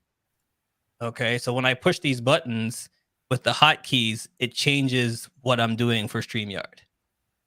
Okay, so that's if you want to use Stream Deck, you can use it that way. So it's like this here. Yep, I'll give you I think I'll give you a bigger shot here. There we go. That's what I need to see. Thank you. This is Thank a Stream Deck. Okay. Oh, hold on. Let's get them. There you go. It's got the Excel. Yeah, that's the big boy. So but wouldn't that keep it quiet, Christian? Wouldn't that solve my thing of keeping the keyboards quiet? But it depends what you're doing. That's the thing. So exactly. So basically, think of it like this: any sort of keyboard shortcut that you can assign to a button, that's what the Stream Deck's really for. It's just keyboard shortcuts. Okay. So it has to work based off of what the program allows. And so what I want to show you real quick here, this is here. Let me share this. So this is the StreamYard dashboard that I have open. And so you go into settings and you go over to hotkeys here. And then you have the ability in hotkeys to set what they actually do. So for example, we have ones for devices, bringing up the screen share window, bringing up the share video option, starting and ending your broadcast, switching between layouts. As you can see, there's a lot of layouts there. You can do some of the navigation, like accessing all the like brand tab and the comments and the private chat along the side and whatnot. So that's how you go about accessing all those keys. But those are the only ones that are supported at the moment. Well, I want to thank you guys, including Alexander. Y'all are first class, and I'm learning. It's been 2 weeks now, so I'll keep learning. That's the key thing. Keep learning, always keep working at it. It's something that, you always got to keep working at. It's something that, like everybody starts at different points of the journey. And so, the key thing is we're here to help you all. So, to help you improve your streams and to help you again, I always want to encourage everybody, just make incremental progress every single week. So for example, we had somebody ask about, how do I do my audio metering? Start on that now. So that the next show, which is in 2 weeks, hopefully they have that fixed so that, it's not like, oh, well, that's another 2 or 3 weeks or a month has passed at that point. Gotcha. So, thank you so much. So Charles, let's do that giveaway. Sir. All right. I'm going to bring my screen back up. There we go. Oh, that's mine, actually. That's your screen. There you go. There you go. So this is the giveaway tool. Yep. Just before, you guys are wondering how we doing all this, and Christian's like, no, that's yours. This is mine. We're using a great new feature from StreamYard, which is Teams. So Christian, myself, Xavier, we're all working the back end together. So if we need something, like how we're pulling up all the comments, I don't have to do it, and Christian don't have to do it. Xavier can just click a button and he can do it for us while we're doing it. So we're doing it as a team. There you go. See, I'm not touching anything, and they're bringing up comments. He controls everything. There you go. Hands free. All right. Let's pick our winner. You ready? Yep. Let's go to the screen. Okay. Let's do it. There we go. Here we go. And come on now. By the way, whoever gets picked, do us a favor. You're going to just email marketing@streamyard.com. Hey, Vintage there you go. Vagabond Congratulations. Friends. Congratulations, Vintage. There you go. All right. So make sure you email right there, marketing@streamyard.com, and we will send you puddles. There you go. All right, everybody. Listen, thank you so much for joining us. I know we're supposed to be cutting it off like half an hour, 45 minutes ago. Yeah, I know. But it was just great having fun. It was my birthday show. So, thanks for letting us go a little longer. But thank you so much. And a big round of applause, everybody in the comments. Please give this gentleman a big round of applause coming on, helping us out. Xander, yes, thank you. Give him a big round of applause. Thanks for having me. He was awesome helping us out. We wouldn't have done this without you, my friend. So thank you. But before we let you go, what do you do? What's your stream? What do you do real quick? What do I do? I don't have a stream personally. I do a lot of work with religious groups, a lot of work with local governments in the area, streaming out their debates, streaming out their events. And yeah, just StreamYard's been an absolute amazing tool for it. It's so easy to get. It's the step up that Zoom really needs. It's like Zoom streams are whatever it is. No, this is the way. This is everything looks better, everything runs better, and it's just Thank you. It doesn't. You don't have to be any sort of tech whiz to get into it. It's just it really does. It's so user friendly, and it's the good stuff. Definitely. All right. Good stuff. Thank you, everybody. Remember, like, share, subscribe, hit the button, hit it now. Go ahead. Wait, we'll wait. Did they hit it? Hit it. Wait, did someone hit it?